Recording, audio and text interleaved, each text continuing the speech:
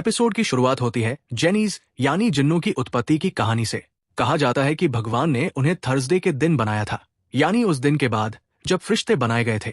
जिन्नों को अपार शक्ति और सामर्थ्य दी गई थी, लेकिन उस ताकत के साथ आया था घमंड। उनका अहंकार इतना बढ़ गया कि उन्होंने खुद भगवान की जगह लेने की इच्छा कर ली। फिर एक भीषण युद्ध छिड़ गया भगवान और जिन्नों के बीच, जो पूरे 300 साल तक चला। लेकिन हर जिन्न उस युद्ध में शामिल नहीं हुआ था। कुछ जिन्नों ने शांति का रास्ता चुना और खुद को दियों, जार्स और रिंग्स में कैद कर लिया ताकि वे उस लड़ाई से बच सकें। जब वो महान युद्ध आखिरकार खत्म हुआ, भगवान ने तय किया कि वो जिन्नों की जगह एक नई रचना बनाएंगे, और तब उन्होंने मनुष्य को बनाया। उस पल से मनुष्य बन गए भगवान की चुनी हुई रचना। भगवान ने आदेश दिया कि अब सभी फरिश्ते और जिन्न इंसानों के आगे झुकेंगे। हर कोई मान गया सिवाय एक जिन्न के। वो जिन्न झुकने से इनकार कर देता है। सजा के तौर पर भगवान उसे स्वर्ग से निकाल देते हैं और नरक में फेंक देते हैं। वो जिन्न भगवान से कहता है कि वो साबित करेगा कि इंसान खुदगर्ज और लालची है। भगवान उसकी चुनौती स्वीकार कर लेते हैं, लेकिन एक शर्त रखते हैं। अगर कभी उस जिन्न को एक भी ऐसा इंसान मिला जो पूरी तरह निस्वार्थ हो, तो उस दिन भगवान उसे ऐसी सजा देंगे जो नरक से भी बदतर होगी। यहीं से शुरू होती है उस जिन्न की यात्रा। वो जिन्न एक दिए से दूसरे दिए, एक अंगूठी से दूसरी अंगूठी तक भटकता रहा। हर बार जो भी उसे आजाद करता, उसे वो 3 इच्छाएं पूरी करने का मौका देता। लेकिन हर इंसान वही चाहता था, ताकत, दौलत या बदला। हर बार जिन्न का दावा सही साबित होता गया। लेकिन एक दिन उसने एक छोटी सी लड़की से मुलाकात की, जो मरने से पहले भी अपनी खुशी नहीं बल्कि दूसरों की भलाई की दुआ मांग रही थी। वो वही पवित्र आत्मा थी जिसके बारे में भगवान ने कहा था। और उसी पल भगवान ने उस जिन्न को उसकी सजा दी। उसे धरती के गहरे नीचे एक दिए के अंदर हमेशा के लिए कैद कर दिया गया। सदियों तक वो जिन्न वही रहा। उसने कभी इंसानों के आगे सिर नहीं झुकाया, बस उस दिन का इंतजार करता रहा जब कोई और लालची इंसान उसका दिया पाएगा और वो फिर साबित कर सकेगा कि इंसान स्वार्थी है। उस जिन्न का नाम था इब्लिस, यानी शैतान या बुराई। और यहीं से असली कहानी शुरू होती है। हम मिलते हैं कायन से, एक जवान लड़की जो अपनी दादी के साथ रहती है। उसकी माँ ने उसे बचपन में छोड़ दिया था और तब से उसकी परवरिश सिर्फ उसकी दादी ने की थी। दादी के प्यार और सख्ती में कायन मजबूत, ठंडी और लगभग भावनाहीन बन चुकी थी। अब 20 साल बाद कायन कोरिया से दुबई जाती है अपनी माँ से मिलने के लिए। वो बताती है कि पिछले 10 सालों से वो हर दिन उसी रेस्टोरेंट में उसी टेबल पर बैठती रही, सिर्फ अपनी माँ की एक झलक देखने के लिए जो वहां काम करती थी। वो ये भी बताती है कि उसकी माँ जो पैसे घर भेजती थी, उसकी दादी ने कभी वो पैसे इस्तेमाल नहीं किए। उन्होंने वो सारे पैसे जमीन में गाड़ दिए और वहां मिर्च के पौधे लगा दिए। कहती थी, एक खुदगर्ज औरत के पैसों से अपने घर को नहीं चलाऊंगी। कायन अपनी माँ से बस एक बात कहने आई थी कि उसे और उसकी दादी को न तो उसके पैसों की जरूरत थी और न ही उसके झूठे प्यार की। वो चेतावनी देती है कि अगर उसकी माँ ने फिर कभी उसकी दादी को रुलाया तो वो उसे बख्शेगी नहीं। इतना कहकर वो मुड़ जाती है और चली जाती है। अगले दिन कायन एक डेजर्ट टूर पर जाती है। वो अपने ग्रुप से थोड़ा दूर निकल जाती है और अपनी सबसे अच्छी दोस्त मिंजी को टेक्स्ट कर रही होती है। चलते चलते अचानक उसका पैर किसी चीज से टकराता है। वो रेत में दबा हुआ एक पुराना, धूल से भरा दिया होता है। गुस्से में कायन उस दिए को जोर जोर से झटकती है, जैसे अपने अंदर का सारा दर्द और गुस्सा उसी पर निकाल रही हो। लेकिन तभी कुछ अजीब होता है। वो दिया चमकने लगता है और उससे बाहर आता है इब्लिस, जो लगभग 983 साल से कैद था। इब्लिस अपना परिचय देता है और बताता है कि उसने उसे आजाद किया है, लेकिन कायन उसे पागल समझकर वहां से चली जाती है। बाद में जब वो होटल के कमरे में लौटती है तो उसे हर जगह लंबे बाल दिखाई देते हैं और फिर वो देखती है कि इब्लिस वही बैठा उसका इंतजार कर रहा है। वो उसे अपनी कहानी बताता है, कैसे उस छोटी लड़की की पवित्र आत्मा ने उसे कैद किया था और कैसे उसने भगवान से एक और मौका मांगा था। भगवान ने उसे मौका तो दिया, लेकिन शर्त के साथ, अगर वो उसी आत्मा के पुनर्जन्म को ढूंढकर उसे भ्रष्ट कर सके तो वो आजाद हो जाएगा। लेकिन अगर वो आत्मा हर जन्म में शुद्ध रही तो इब्लिस हमेशा के लिए मिटा दिया जाएगा। सदियों तक इब्लिस का नौकर उस आत्मा की तलाश करता रहा। हर बार जब वो उसे ढूंढता, वो लड़की मर जाती, इससे पहले कि वो इब्लिस से मिल पाती। लेकिन इस बार वो आत्मा फिर से जन्म ले चुकी थी, कायन के रूप में। और अब कायन ने ही उसे उस दिए से आजाद किया था। अब बस उसे 3 इच्छाएं मांगनी थी और इब्लिस साबित कर सकता था कि वो भी एक आम स्वार्थी इंसान है। लेकिन कायन इतनी आसानी से मानने वाली नहीं थी। उसने कोई भी इच्छा मांगने से इनकार कर दिया। वो हर बार उसे छोड़ने की कोशिश करती, कभी दिए को समुंदर में फेंकती, कभी बेचने की कोशिश करती, लेकिन इब्लिस हर बार लौट आता। आखिर में कायन को एक नया ख्याल आता है। वो इब्लिस से पूछती है, क्या तुम सच में उड़ सकते हो? इब्लिस मुस्कुराता है और उसे दुबई की सबसे ऊंची इमारत की छत पर ले जाता है। लेकिन कायन इंप्रेस नहीं होती। वो अचानक उसे धक्का दे देती है।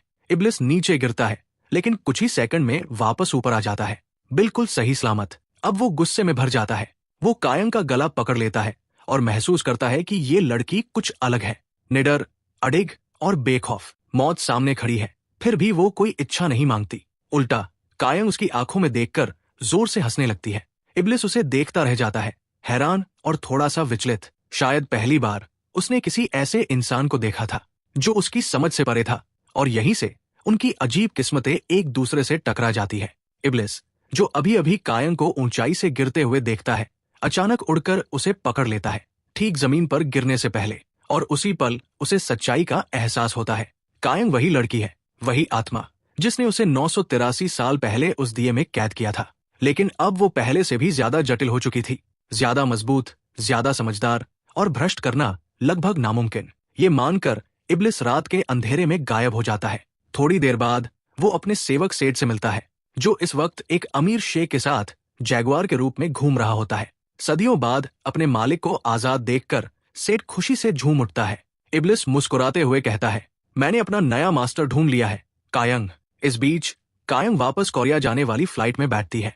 वो दिया वही दुबई में छोड़ देती है। सोचती है कि अब उससे छुटकारा मिल गया, लेकिन जैसे ही खाना परोसा जाता है, वो देखती है इब्लिस उसके सामने बैठा आराम से उसका डिनर खा रहा है। घर पहुंचने पर दादी और सारे लोग उसका इंतजार कर रहे होते हैं, लेकिन सब तब हैरान रह जाते हैं जब कायंग के साथ एक अजनबी आदमी अंदर आता है।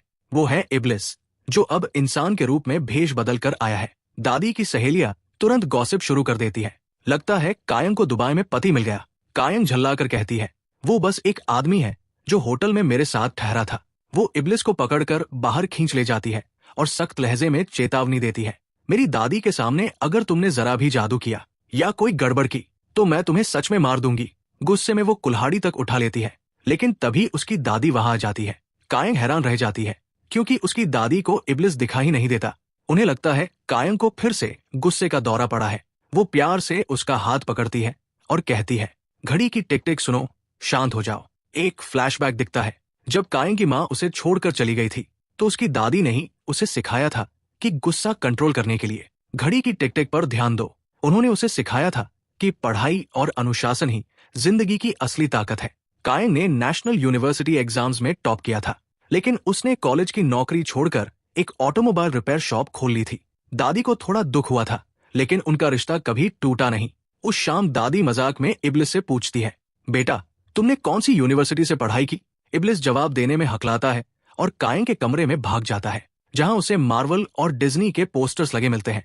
वो खुद की तुलना उनके हीरो से करने लगता है, लेकिन कायंग हंसते हुए कहती है, उनसे अपनी तुलना मत करो, वरना वो तुम्हारे ऊपर कॉपीराइट केस कर देंगे। गुस्से में इब्लिस अपने नौकर सेड को लेकर साइबर कैफे चला जाता है। वो ऑनलाइन एक कंप्लेंट फाइल करता है कि एक पावरफुल जीनी को मार्वल और डिज्नी कैरेक्टर से तुलना करनी चाहिए, लेकिन ऑनलाइन यूजर्स उसे मजाक का पात्र बना देते हैं। इतना गुस्सा आता है कि वो पूरे कैफे की बिजली उड़ा देता है। अगली सुबह कायंग अपनी नई कार लेकर काम पर निकलती है। उसकी दादी खेत में काम कर रही होती है और एक पड़ोसी से गर्व से कहती है, वो देखो मेरी पोती की कार है, वही जो साइकोपैथ चलाती है। पड़ोसी डरकर पूछता है, सच में वो इतनी खतरनाक है? दादी हंसते हुए कहती है, हाँ, बचपन में तो लोगों को पीट देती थी, पर अब समझदार हो गई है। उसका गांव हमेशा उसके साथ रहा।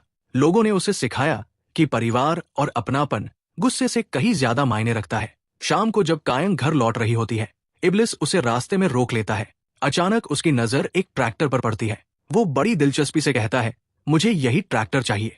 लेकिन वो ट्रैक्टर विलेज चीफ पार्क का होता है। जब चीफ पार्क इब्लिस को कायंग के साथ देखता है, वो शक में पड़ जाता है।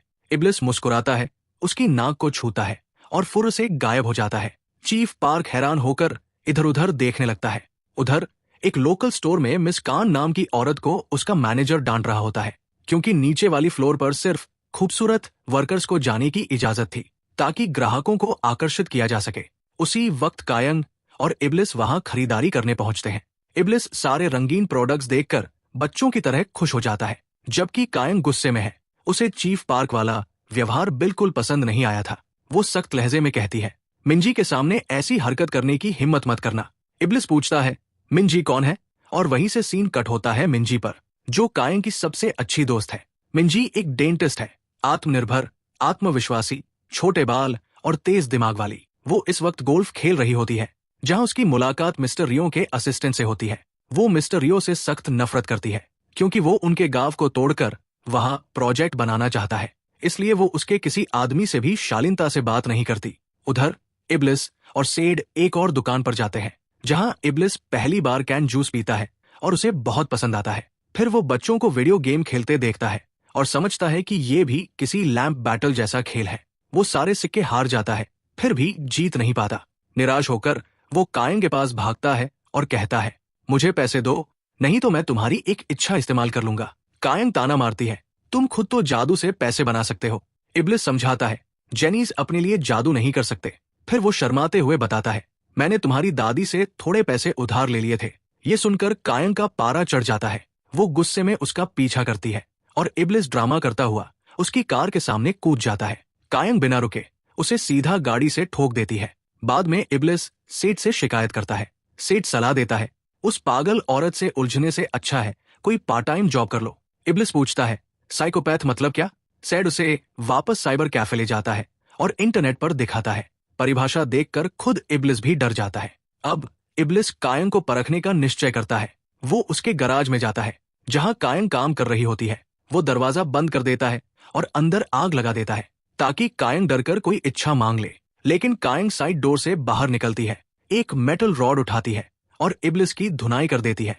चेतावनी देती है, दोबारा ऐसा किया तो तुम्हें जिंदा नहीं छोड़ूंगी।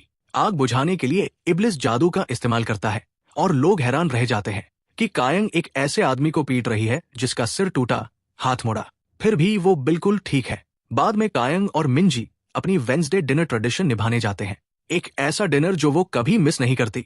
दोनों हमेशा एक ही डिश ऑर्डर करती है। थोड़ी बहस होती है, लेकिन मिंजी की शांति कायंग के गुस्से को संभाल लेती है। डिनर के दौरान जब मिंजी पानी लेने जाती है, इब्लिस अचानक कूलर से निकल आता है। कायंग डरकर बोल पड़ती है, लेकिन सबको लगता है वो हवा से बात कर रही है। बाद में कायंग उसे एक हेयर पिन खरीद कर देती है और कहती है, जब अदृश्य बनो तो ये पिन लगाना, ताकि मुझे पता चले कि तुम ही हो। इब्लिस मुस्कुराकर पूछता है, तुमने ये इच्छा के रूप में क्यों नहीं मांगी? कायंग जवाब देती है, क्योंकि मैं जानती हूँ जैसे ही मेरी 3 इच्छाएं पूरी होंगी तुम मुझे मार दोगे। वो आगे कहती है, मेरी दादी हमेशा कहती है, इस दुनिया में बहुत से अच्छे लोग हैं, शायद बुरी तो मैं ही हूँ। तो तुम जिस प्योर सोल को ढूंढ रहे हो वो मैं नहीं हो सकती। इब्लिस मुस्कुराता है, लेकिन हार नहीं मानता। तब कायंग उसे एक चुनौती देती है, उसकी पहली इच्छा, अगर तुम मुझे 5 अलग अलग लोगों के जरिए ये साबित कर सको कि दुनिया सच में भ्रष्ट है, तो मैं अपनी बाकी 2 इच्छाएं मांग लूंगी और तुम्हें खुद अपनी मौत दे दूंगी। इब्लिस को लगा कि कायंग ने अपनी कीमती विश में से एक विश इतनी बेवकूफी भरी बात पर बर्बाद कर दी है। फिर भी वो ये साबित करने के लिए बेताब था कि वो गलत नहीं है। वो चुनौती को आत्मविश्वास से स्वीकार करता है, यकीन के साथ कि वो किसी की भी फितरत को बदल सकता है। उनकी तलाश 5 उम्मीदवारों की शुरू होती है। पहली उम्मीदवार थी मिस कांग, वही औरत जिसे उसके बॉस ने स्टोर में सबके सामने अपमानित किया था। उसे देखते ही इब्लिस मुस्कुराया, ये औरत तो पहले से ही बेताब है। वो बोला, इसे बिगाड़ना मेरे लिए बच्चों का खेल है, ये पहले से ही किसी विश की भूखी है। जल्द ही उन्होंने दूसरी उम्मीदवार ढूंढ ली, एक सीधी सादी सी लड़की जो गांव के बैंक में काम करती थी। वो देखने में भोली लग रही थी, लेकिन इब्लिस का मानना था कि हर इंसान के अंदर कहीं न कहीं स्वार्थ छिपा होता है, बस सही वक्त आने का इंतजार करता है। थोड़ा आगे बढ़ते हुए इब्लिस की नजर एक आवारा कुत्ते पर पड़ी और उसने तुरंत कहा, ये होगा मेरा तीसरा उम्मीदवार। कायंग ने हैरानी से पूछा, कुत्ता? इब्लिस मुस्कुराया, तुमने तो ये नहीं कहा था कि सारे इंसान ही होने चाहिए। आगे चलते हुए एक गांव वाला मिस्टर सैंग उन्हें लिफ्ट देने के लिए रुकता है। कायंग ठंडे अंदाज में मना कर देती है। उसकी विनम्रता देखकर इब्लिस मुस्कुराता है और कहता है, ये होगा मेरा चौथा उम्मीदवार। आखिर में वो एक लोकल यूट्यूबर से मिलते हैं, एक खुशमिजाज आदमी जो अपनी पत्नी के साथ गांव में सिंपल कंट्री लाइफ रिकॉर्ड करने आया था। कायंग उसे पहचानती है और इब्लिस उसे 5वां और आखिरी उम्मीदवार घोषित कर देता है। इब्लिस आत्मविश्वास से खड़ा होकर कहता है, इंसान अपनी असली पहचान तब दिखाते हैं जब उन्हें कुछ हासिल करने की उम्मीद होती है। मैं साबित कर दूंगा कि हर एक इंसान स्वार्थी है। कायंग हल्के से मुस्कुराती है, और मेरे विश के बारे में क्या सोचते हो? इब्लिस उसे घूरता है और ठंडे लहजे में कहता है, तुम एक साइको हो। तुमने सिर्फ एक विश में 4 इंसानों और एक जानवर को पहले ही भ्रष्ट कर दिया है। तुम मुझसे भी ज्यादा खतरनाक हो। वो उसे याद दिलाता है कि वो कौन है, एक बुरा जिन्न जिसे कई लोग शैतान के नाम से जानते हैं। उस रात कायोंग एक अजीब सपना देखती है। वो खुद को सोने के ढेरों के बीच देखती है, चमकते अनगिनत सोने के सिक्के।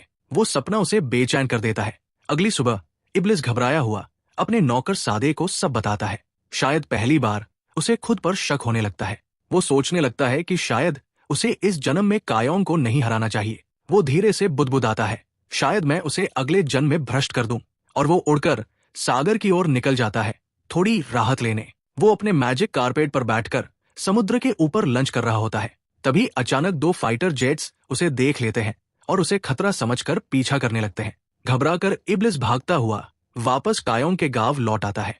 अब छिपे रहने के लिए वो एक नया प्लान बनाता है। सादे को कायोंग की रिपेयर शॉप में पार्ट टाइम जॉब पर भेज देगा ताकि वो उस पर नजर रख सके। लेकिन प्लान तुरंत फेल हो जाता है, क्योंकि कायोंग को जल्दी ही पता चल जाता है कि सादे और इब्लिस पहले से एक दूसरे को जानते हैं। कायोंग के बारे में और जानने की जिज्ञासा में इब्लिस उसकी पिछली जिंदगियों में झांकने निकल पड़ता है। एक जीवन में वो एक जासूस थी और दूसरे में राजा की संदेशवाहक। लेकिन हर जन्म में इब्लिस उससे मिलने से पहले ही मारा जाता है, कभी सिपाहियों के तीरों से, कभी राजा के आदेश पर। थकाहारा वो वर्तमान में लौटता है, जहां कायोंग उसका इंतजार कर रही होती है, गुस्से में भरी हुई। तुमने मेरी विश अब तक पूरी क्यों नहीं की? वो चीखती है। क्या तुम मुझे पागल करने की कोशिश कर रहे हो? जवाब में इब्लिस उसे एक ऊंची इमारत मिस्टर रियो के स्काई स्क्रैपर पर ले जाता है। वहां खुद मिस्टर रियो प्रकट होते हैं और हैरानी की बात ये कि वो इब्लिस को देख सकते हैं, और उससे भी ज्यादा चौंकाने वाली बात, वो जरा भी डरते नहीं। कायोंग कुछ समझ पाती उससे पहले ही इब्लिस उसे धक्का देकर नीचे फेंक देता है। ठंडे लहजे में बस इतना कहता है, मुझे बस उसका एक पंख ला कर दो। कायोंग नीचे गिर रही होती है, तभी मिस्टर रियो छलांग लगाते हैं। उनकी पीठ से विशाल चमकते फरिश्तों जैसे पंख निकलते हैं। वो उसे गिरने से पहले पकड़ लेते हैं। जमीन पर उतरते ही कायोंग जल्दी से उनका एक पंख तोड़ लेती है और भाग जाती है। उधर इब्लिस और रियो आमने सामने खड़े होते हैं, पुराने दुश्मन की तरह। यही सच्चाई सामने आती है। इब्लिस एक गिरा हुआ शैतान है और रियो एक दिव्य फरिश्ता, जिसे उसे रोकने के लिए भेजा गया है। दोनों के बीच चेतावनियों का आदान प्रदान होता है और जाते जाते गुस्से में इब्लिस रियो की इमारत का आधा हिस्सा नष्ट कर देता है। अगली सुबह कायोंग उस फरिश्ते के पंख से अपनी डायरी में लिखती है, लेकिन वो कलम अजीब थी। वो सिर्फ सच लिख सकती थी। जब उसने लिखा, मैं अपनी दादी के लिए एक बोझ हूं, तो शब्द बोझ बदलकर ताकत बन गया। कायोंग मुस्कुरा उठी। उसे एहसास हुआ कि वो अपनी दादी का बोझ नहीं, उसकी ताकत है। तभी इब्लिस प्रकट हुआ और बोला, मिस कांग ने अपनी पहली विश मांग ली है। उसने उसे लैम्प से आजाद कर दिया था और उसकी पहली इच्छा पूरी कर दी थी। वो अपने बॉस से ऊंचे पद पर पहुंच गई थी। अब वो ब्रांच मैनेजर थी। कुछ दिन बाद कायोंग ने जब मिस कांग को देखा, वो पूरी तरह बदल चुकी थी, आत्मविश्वास से भरी, खूबसूरत और बिल्कुल अलग इंसान। फिर कायोंग ने इब्लिस को अपनी बेस्ट फ्रेंड मिंजी के बारे में बताया, कैसे स्कूल में सब उसे परेशान करते थे, जब तक कि कायोंग ने उसके लिए खड़े होकर उसका साथ नहीं दिया था। उस दिन से दोनों अलग नहीं हुई। कायोंग ने ही उसे मेहनत करने को प्रेरित किया था, जिसकी वजह से आज मिंजी एक सक्सेसफुल डेंटिस्ट बनी। इस बीच शहर में मिस्टर रियो की असिस्टेंट इरेम उसे बताती है कि कायोंग ने अपनी पहली विश कर दी है और इब्लिस उसे पूरा कर रहा है। वो ये भी बताती है कि कायोंग ने रियो का पंख क्यों लिया, ताकि वो एक सच्ची, बिना बदलाव के रिकॉर्ड रख सके। एक फरिश्ते और जिन की जंग की। रियो बाहर से शांत दिखता है, पर अंदर से दबाव में है, क्योंकि खुद भगवान ने उसे आदेश दिया था, अगर इब्लिस हार जाए तो रियो को उसका सिर काट देना होगा। लेकिन रियो खुद भी निश्चित नहीं था। कायोंग अनोखी थी, शायद खतरनाक भी। गांव में इब्लिस वीडियो गेम खेल रहा होता है जब वो देखता है कि एक आदमी सड़क पर सिगरेट फेंक देता है। गुस्से में वो कहता है, उठाओ उसे। आदमी उल्टा उसे गाली देता है। इब्लिस तुरंत सादे को बुलाता है, जो एक खूंखार जगुआर में बदल जाता है और उस आदमी को डराकर जंगल की ओर भगा देता है। वहीं जंगल में सादे की मुलाकात एक उल्लू से होती है, जो असल में इरेम होती है, रियो की असिस्टेंट और उसकी पुरानी दोस्त। लेकिन उनकी बात ज्यादा देर नहीं चलती, क्योंकि चीफ पार्क और उसके लोग जंगली जानवर की तलाश में पहुंच जाते हैं। दोनों जल्दी से इंसानी रूप लेकर नाटक करते हैं कि वो किसी अम्यूजमेंट पार्क से आए विजिटर है। बाद में सादे इब्लिस को बताता है कि कायोंग की जिंदगी दोहरी है। वो अपनी रिपेयर शॉप तो चलाती है, पर हर महीने 4 दिन के लिए रहस्यमयी छुट्टी लेती है। उन दिनों में वो स्कूबा डाइविंग, हाइकिंग और कुछ बनाती रहती है अपने वर्कशॉप में। ताबूत, लेकिन वो किसी और के लिए नहीं, वो अपने लिए बना रही होती है। वो अपनी मौत की तैयारी कर रही होती है ताकि अपनी दादी के जाने के बाद वो भी शांति से जा सके। ये सुनकर इब्लिस और सादे दोनों डर जाते हैं। अगर कायोंग मर गई तो उनका मिशन खत्म हो जाएगा। उस दिन से इब्लिस खुद उसकी दादी की देखभाल करने लगता है, खाना बनाना, सफाई करना, बागवानी तक। सादे बताता है कि कायोंग उसके मरने के 983 साल पुराने किस्से के बारे में पूछ रही थी, लेकिन उसने कुछ नहीं बताया। दुर्भाग्य से कायोंग ने वो पूरी बात सुन ली थी। कुछ दिनों बाद वो अपने मनोचिकित्सक से मिलती है और फिर इब्लिस को डिनर पर ले जाती है ताकि तुम्हें दिखा सकूं कि आम इंसान कैसे जीते हैं, वो कहती है। इब्लिस पूछता है, क्या कोई जगह है जो तुम्हें सच में खुश करती है? कायोंग मुस्कुराती है और उसे शहर की सबसे ऊंची टॉवर पर ले जाती है। जब तुम पूरी अंधकार में ऊपर देखो तो वो सितारे नजर आते हैं जिन्हें शहर की रोशनी छिपा देती है। उसकी बातों से प्रभावित होकर इब्लिस पूरे शहर की लाइट्स बंद कर देता है। आसमान में हजारों सितारे चमकने लगते हैं। कायोंग चुपचाप उसकी ओर देखती है और उसे किस कर देती है। वो कहती है, मैं बस वही महसूस करना चाहती थी जो मिंजी ने एक बार कहा था, जब कोई तुम्हें सितारे देखने बुलाए तो इसका मतलब है वो तुम्हें किस करना चाहता है। लेकिन उसे कुछ महसूस नहीं होता, पर इब्लिस को होता है।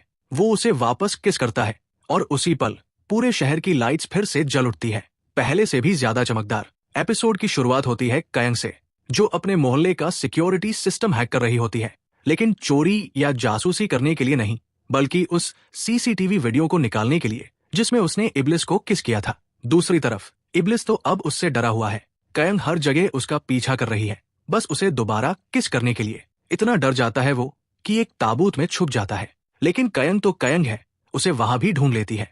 इब्लिस समझाने की कोशिश करता है कि किसी जिन्न को किस करना इतनी आसान बात नहीं होती, इसके अपने कुछ नियम होते हैं। उधर कायोंग के गांव में बैंक की एक कर्मचारी चुपके से उसके अकाउंट का पासवर्ड हैक करने की कोशिश कर रही होती है। उसे शक होता है, आखिर एक छोटी सी वर्कशॉप चलाने वाली लड़की के पास इतना पैसा कैसे है। वो नोटिस करती है कि हर बार जब कायोंग बैंक आती है उसके पास एक नया महंगा हैंडबैग होता है। इसी बीच एक नया परिवार भी गांव में शिफ्ट होता है। घर पर इब्लिस टीवी ऑन करता है और परेशान हो जाता है। हर चैनल पर बस रोमांटिक के सीन चल रहे होते हैं। तभी दादी उसे पुकारती है और कल का मौसम पूछती है। इब्लिस को बुरा लग जाता है। वो बोलता है, इतने शक्तिशाली जिन्न को मौसम बताने के लिए बुला रही हो? दादी हंसते हुए कहती है, अरे मैं तुमसे नहीं, अपने एआई असिस्टेंट से बात कर रही थी। जिज्ञासु इब्लिस खुद एआई से बात करने की कोशिश करता है। वो पूछता है, कायोंग की हाल की सर्च हिस्ट्री दिखाओ। जो वो देखता है उससे उसकी हालत खराब हो जाती है। कायोंग इंटरनेट पर सर्च कर रही थी, इब्लिस को किस करने के लिए कौन सा मौसम सबसे अच्छा होता है। अब तो वो डर के मारे कांप जाता है। उसे लगता है कि कायोंग अब पागलपन की हद तक जुनूनी हो चुकी है। घबराया हुआ इब्लिस अपने साथी जिन्न सादे के पास जाता है, पर सादे मदद करने के बजाय मजाक करता है। कहता है, सदियों से चिराग में बंद रहे हो, पहले दांत तो साफ करवा लो, सर तो नहीं गए? इब्लिस चिढ़ तो जाता है, लेकिन मान भी लेता है और डेंटल क्लिनिक चला जाता है। जब पैसे देने की बारी आती है उसे एहसास होता है कि उसके पास पैसे ही नहीं है। क्लिनिक की हेड मिंजी उसे पहचान लेती है। वो कायोंग की सबसे अच्छी दोस्त होती है। वो हंसते हुए इब्लिस को सीधे कायोंग के पास ले जाती है। कायोंग गुस्से में खुद बिल भरती है और फिर इब्लिस को एक मुक्का जड़ देती है। थोड़ी देर बाद इब्लिस कायोंग की कार में बैठा अकेले शराब पी रहा होता है। तभी पुलिस आ जाती है। कायोंग तुरंत कार का इंजन चालू कर देती है ताकि लगे कि इब्लिस ड्राइव कर रहा है। पुलिस उसे पकड़ लेती है, लेकिन उससे पहले कि वो उसे ले जाए इब्लिस समय रोक देता है और वहां से भागकर दादी के साथ चेरी ब्लॉसम फेस्टिवल पहुंच जाता है। फेस्टिवल में एक चोर उससे टकराता है और उसका हेयर पिन चुरा लेता है। वो चोर अपने गैंग के पास भागता है, जहां दो ग्रुपों में झगड़ा शुरू हो जाता है। इब्लिस टाइम रोक देता है, अपना हेयर पिन वापस लेता है और सबके हथियारों को फूलों में बदल देता है। रात को जब आसमान में आतिशबाजी हो रही होती है, वो जादू से कायोंग का नाम आसमान में लिख देता है। कायोंग अपने वर्कशॉप की खिड़की से उसे देखती है और मुस्कुरा देती है। उधर मिस्टर रयो कायोंग से मिलने आते हैं। वो बताते हैं कि वो उसे इसलिए देख रहे थे ताकि इब्लिस जीत न सके। उनका मिशन साफ है, अगर इब्लिस हार गया तो रयो को उसका सिर काटना होगा। कायोंग अपने गुस्से को छिपा लेती है, लेकिन उसके दिल में इब्लिस के लिए अचानक थोड़ी ग्लानि महसूस होती है। दूसरी ओर इब्लिस एक बार में मिंजी से मिलता है। दोनों साथ पीते हैं। मिंजी कहती है कि उसे इब्लिस पसंद नहीं है, पर जब वेट्रेस को पता चलता है कि मिंजी लड़की है तो जो हंसी मजाक होता है उससे दोनों दोस्त बन जाते हैं। कायोंग बाहर से ये सब देखती है और उसे अजीब सी जलन महसूस होती है। मिंजी को घर छोड़ने के बाद कायोंग इब्लिस से पूछती है, तुम और रयो दुश्मन क्यों हो? इब्लिस बताता है, बहुत समय पहले जब जिन्नों ने भगवान के खिलाफ विद्रोह किया था तो भगवान ने फरिश्तों को भेजा उन्हें खत्म करने के लिए। रयो उन फरिश्तों का नेता था। उसने ज्यादातर जिन्नों को मार डाला, कुछ बचे जो दुनिया भर में छुप गए और रयो आज भी उन्हें खोज रहा है। इब्लिस बताता है कि जिन मौसम बदल सकते हैं, टेलीपोर्ट कर सकते हैं और समय को भी रोक सकते हैं। ये सुनकर कैन को उनका पहला किस याद आता है। जब बारिश हो रही थी, घबराकर इब्लिस वहां से भाग जाता है और फिर से चेरी ब्लॉसम के खेतों में पहुंचता है। अगले दिन दादी की दोस्त मिसेस कांग अपनी दूसरी विश करती है। वो फिर से अपने 20वें साल में लौटकर ब्रांच मैनेजर बनना चाहती है। इब्लिस वो विश तुरंत पूरी कर देता है। इसी बीच नए परिवार का छोटा बेटा अपने घर में एक आदमी को बंद पाता है। वो दरअसल एक और जिन्न होता है। वर्कशॉप में कायंग एक बदतमीज कस्टमर से डील कर रही होती है, तभी सादे अंदर आता है, हाथ में कार वॉश का लिक्विड लिए हुए, जिसे वो जूस समझ बैठा था। कस्टमर ये सब देखकर डर के मारे भाग जाता है। थोड़ी देर बाद जुनवू, वही लड़का जो हाल ही में गांव में आया था, कायंग से मिलने आता है। वो बताता है कि वो उसे कॉलेज से जानता था और उसी की वजह से यहाँ शिफ्ट हुआ। उधर इब्लिस जब मिसेस कांग की विश पूरी करता है तो 20 साल पीछे चला जाता है। वहां उसे बचपन की कायंग मिलती है जो उसे पत्थर मार देती है। सोचती है कोई अजनबी है। बाद में प्रेजेंट टाइम में कायंग को ये याद आता है और उसे एहसास होता है कि उसका रिश्ता इब्लिस से बहुत पुराना है। सादे जब जुनवू का जिक्र करता है तो इब्लिस को जलन होने लगती है। बारिश शुरू होती है। कायंग इब्लिस को ढूंढने निकल पड़ती है। वो उसे एक सुनसान सड़क पर पाती है। वही कुत्ता उसके पास होता है जो हमेशा उस पर भौंकता था। पता चलता है उस कुत्ते का नाम मट है और वही इब्लिस का अगला विश करने वाला है। मट की इच्छा, वो एक हैंडसम 40 साल का आदमी बनना चाहता है। इब्लिस उसकी विश पूरी कर देता है, लेकिन बदले में कहता है, अब सारे कुत्तों से कहना कायंग पर कभी मत भौंको। मट इंसान तो बन जाता है पर दिमाग अब भी कुत्ते वाला ही रहता है। यहाँ तक कि बिजली के खंभे के पास जाकर पेशाब करने लगता है। थोड़ी देर बाद दादी गलती से कायंग की डायरी पढ़ लेती है। उन्हें इब्लिस से उसका कनेक्शन पता चल जाता है। कायंग घबरा जाती है और इब्लिस से कहती है कि वो डायरी अपने चिराग में छिपा दे। वहां बैठकर वो इब्लिस से कहती है, मुझे लगता है मैं लोगों के लिए जूते में फंसे पत्थर जैसी हूँ, सबके लिए असुविधा। वो ये भी कहती है कि जब उसकी दादी मर जाएंगी तो वो भी जीना नहीं चाहती और अगर मरना ही है तो वो चाहती है कि इब्लिस ही उसे मारे, क्योंकि वो मजेदार और आसान होगा। वो नहीं चाहती कि इब्लिस हारे। इब्लिस हैरान रह जाता है। कायंग जानती है कि अगर वो जीता तो उसे मरना होगा, फिर भी वो उसी के साथ खड़ी है। दोनों मिलकर चिराग के अंदर का फर्नीचर सजाते हैं ताकि कायंग वहां काम कर सके। दादी उनकी आवाजें सुनकर देखने आती है, पर दोस्तों में उलझकर चिराग को पलंग पर फेंक देती है, जिससे कायंग और इब्लिस गलती से एक दूसरे के बहुत करीब गिर जाते हैं। वो किस करने ही वाले होते हैं पर फिर रुक जाते हैं। उन्हें याद आता है कि जादू के लिए उन्हें पहले नशे में होना पड़ेगा, तो दोनों बाहर ड्रिंक करने निकलते हैं। लेकिन रास्ते में कायंग रुक जाती है। वो देखती है कि उसकी दादी रो रही है। गांव के बुजुर्ग मिस्टर किम का देहांत हो गया है और दादी कहती है कि अब उन्हें मौत से डर लगने लगा है, क्योंकि वो कायंग के साथ थोड़ा और वक्त बिताना चाहती है। रात में कायंग इब्लिस से दोबारा मिलती है और अपनी दूसरी विश मांगती है। मैं चाहती हूँ कि मेरी दादी फिर से जवान हो जाए, बिल्कुल मेरी उम्र की। इब्लिस स्तब्ध रह जाता है। कायंग की पहली विश खुद के लिए नहीं थी और अब दूसरी भी अपने लिए नहीं है। अब बस एक आखिरी विश बाकी है, जो इब्लिस के लिए उसकी आत्मा को भ्रष्ट करने का अंतिम मौका है। वो इब्लिस से कहती है कि उसकी दादी को अभी जवान मत बनाना। वो चाहती है कि ये बदलाव ठीक 72 घंटे बाद हो। उसके दिमाग में कोई प्लान है। अगले ही पल वो अपनी दादी को हवाई के टिकट्स देकर सरप्राइज करती है। कहती है, हम 2 दिन बाद निकलेंगे। दादी खुशी से झूम उठती है और पूरे गांव में खबर फैला देती है। हर किसी को बताती फिरती है कि वो अपनी पोती के साथ हवाई जा रही है। ये बात मिसेस कांग की सास तक पहुंच जाती है। वो मिसेस कांग को डांटती है, कहती है, ब्रांच मैनेजर बनने के बाद से तुमने अपने घर की तरफ ध्यान देना छोड़ दिया है। और सच में जब मिसेस कांग अपनी बेटी के हॉस्टल पहुंचती है तो कमरा खाली मिलता है। पता चलता है कि उनकी बेटी अपने बॉयफ्रेंड के साथ रहने लगी है और कॉलेज भी छोड़ दिया है। टूटी हुई मिसेस कांग को अपने फैसले पर पछतावा होता है। उसी वक्त इब्लिस प्रकट होता है। वो याद दिलाता है कि उसके पास एक आखिरी विश बाकी है जिससे वो सब ठीक कर सकती है। लेकिन जैसा कि वो हमेशा कहता है, इंसान स्वार्थी होता है और वैसा ही होता है। मिसेस कांग अपनी आखिरी विश दूसरों पर बर्बाद नहीं करना चाहती। इधर 72 घंटे पूरे होते हैं और कांग की दूसरी विश पूरी हो जाती है। दादी अचानक जवान हो जाती है। शुरुआत में तो वो सदमे से बेहोश हो जाती है, पर जब होश आता है और आईने में खुद को देखती है तो यकीन नहीं होता। फिर खुशी खुशी कांग की अलमारी खोलती है। कहती है, अब नई उम्र है तो कपड़े भी नए चाहिए। कांग हैरान रह जाती है। सोचती है वो सच में अपने जमाने की सबसे खूबसूरत लड़की रही होंगी। उधर मिस्टर रयो को कयंग की विश के बारे में पता चलता है। वो इब्लिस से मिलने आता है और चेतावनी देता है, ऐसे चमत्कार करना मना है। आज के दौर में अगर कोई अचानक जवान या अमीर हो जाए तो जादू के अस्तित्व का पर्दाफाश हो जाएगा और ये ईश्वरीय नियमों के खिलाफ है। इसी बीच इब्लिस मट की दूसरी विश पूरी करता है। हालांकि मट अब एक हैंडसम इंसान बन चुका है, पर उसे पहचान और पैसे चाहिए ताकि वो इंसानों में रह सके। इब्लिस वो भी दे देता है, लेकिन मट के अंदर अब भी कुत्ते वाले आदतें बाकी रहती है। दो लड़के उसे चिढ़ाते हैं तो वो गुस्से में काट ही लेता है, जैसे कुत्ते काटते हैं। पूरा मोहल्ला हंगामे में बदल जाता है। घर पर दादी अपनी नई जवानी का खूब मजा लेने लगती है। गर्मियों में लेदर जैकेट पहनना, भागना दौड़ना, स्टंट्स करना और दिन रात शॉपिंग करना। कयंग मजबूर होकर उनके लिए नियम बनाती है। अब तुम अपनी पहचान छिपाओगी और अपने पुराने दोस्तों से दूरी रखोगी ताकि कोई तुम्हें पहचान न ले। कयंग जब दादी को संभालने में बिजी होती है तो इब्लिस को डिनर नहीं मिलता। वो गुस्से में बाहर जाकर बैठ जाता है। वही कुछ गांव वाले पत्ता गोभी की फसल काटने की तैयारी कर रहे होते हैं। इब्लिस भी चुपचाप उनके साथ काम करने लगता है।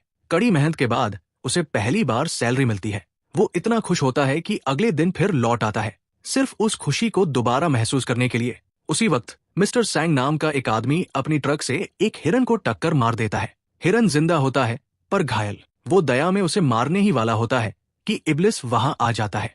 कहता है, मैं तुम्हारी 3 विश पूरी कर सकता हूँ। मिस्टर सैंग उस पर हंसता है और मजाक में पहली विश मांग लेता है, इस हिरन को ठीक कर दो। और इब्लिस सच में उसे ठीक कर देता है। अब मिस्टर सैंग गुस्से में चिल्लाता है, ये तो मेरी टेस्ट वाली विश थी। इब्लिस शांत स्वर में कहता है, अपनी हद पार मत करना, और गायब हो जाता है, कहकर कि बाकी 2 विश सोच समझ कर मांगना। थोड़ी देर बाद इब्लिस सादे को कहता है कि वो जुनवू की जांच करे, वही लड़का जो हाल ही में गांव में आया था। सादे पता लगाता है कि कॉलेज के दिनों में कयंग और जुनवू साथ में डांस क्लास करते थे। इब्लिस को जलन होने लगती है। गुस्से में वो टाइम ट्रैवल करता है, अतीत में जाकर जुनवू की टांग चोटिल कर देता है ताकि वो अगले दिन डांस न कर पाए। इस बीच चीफ पार्क जुनवू के घर जाता है। वो देखकर हैरान रह जाता है। घर में बॉडीगार्ड्स है और अंदर एक आदमी बंधा हुआ है जो कुछ ही देर में रहस्यमयी तरीके से गायब हो जाता है। जब वो आखिर जुनवू से मिलता है तो जुनवू उसे नकली फोन नंबर देता है। फिर दिखाया जाता है कि जुनवू के पास कयंग की कई तस्वीरें हैं। वो उसे चुपके से देखता रहता है। घर लौटकर कयंग गांव में चारों तरफ छिपे कैमरे लगाती है ताकि दादी पर नजर रख सके। घर आते ही वो देखती है कि दादी मिर्च के खेत में खुदाई कर रही है। कहती है, यहाँ पैसे गड़े हैं।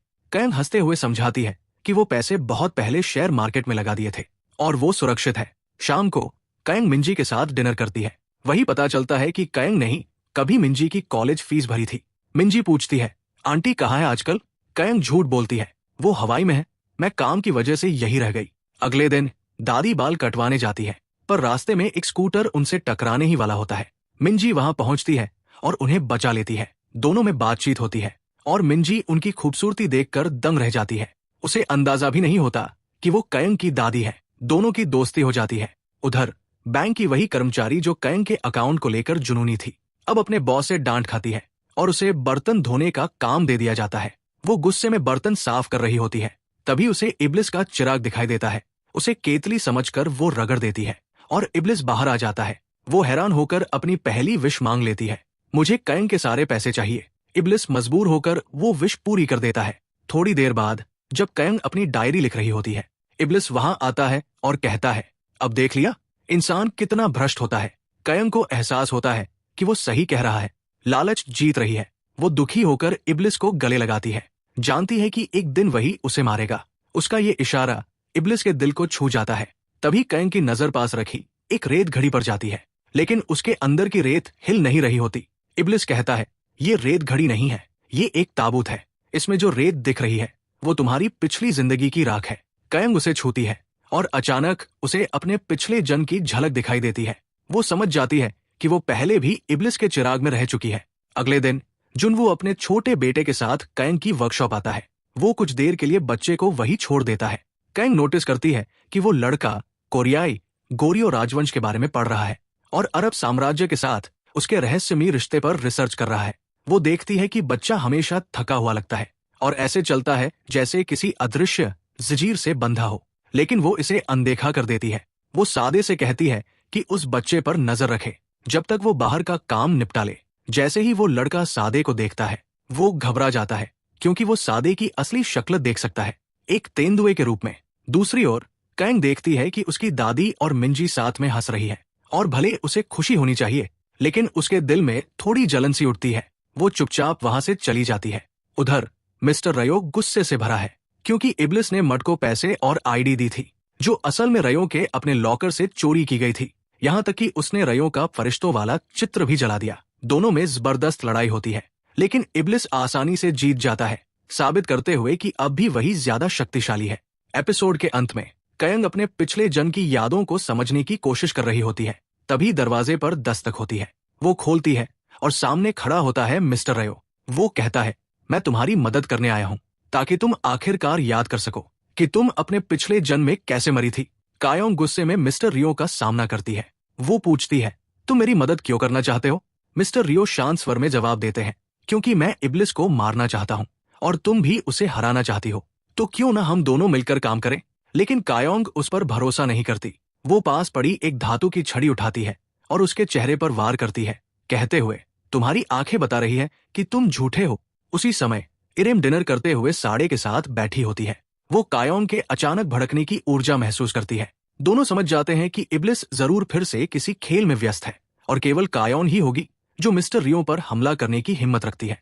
अगली सुबह पुलिस कायांग की वर्कशॉप पर पहुंचती है। वो एक लापता लड़की की तलाश कर रहे होते हैं। कायांग कहती है कि उसे कुछ नहीं पता, मगर उसके चेहरे से साफ है कि वो कुछ छुपा रही है। दरअसल कुछ दिन पहले मिस्टर सैंग के ट्रक को रिपेयर करते समय उसने हेडलाइट में फंसे कुछ बाल देखे थे, और वो बाल उसी लड़की के थे जो अब गायब है।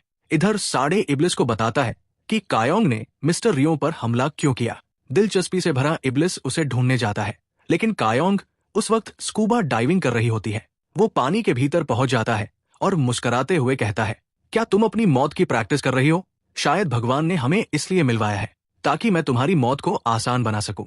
उधर कायांग की दादी बहुत सजेधजे अंदाज में एक बेकरी जाती है और वहां मिंजी से टकरा जाती है। दोनों बातें करते हैं, हंसते हैं, लेकिन तभी दादी की एक पुरानी सहेली उन्हें देख लेती है।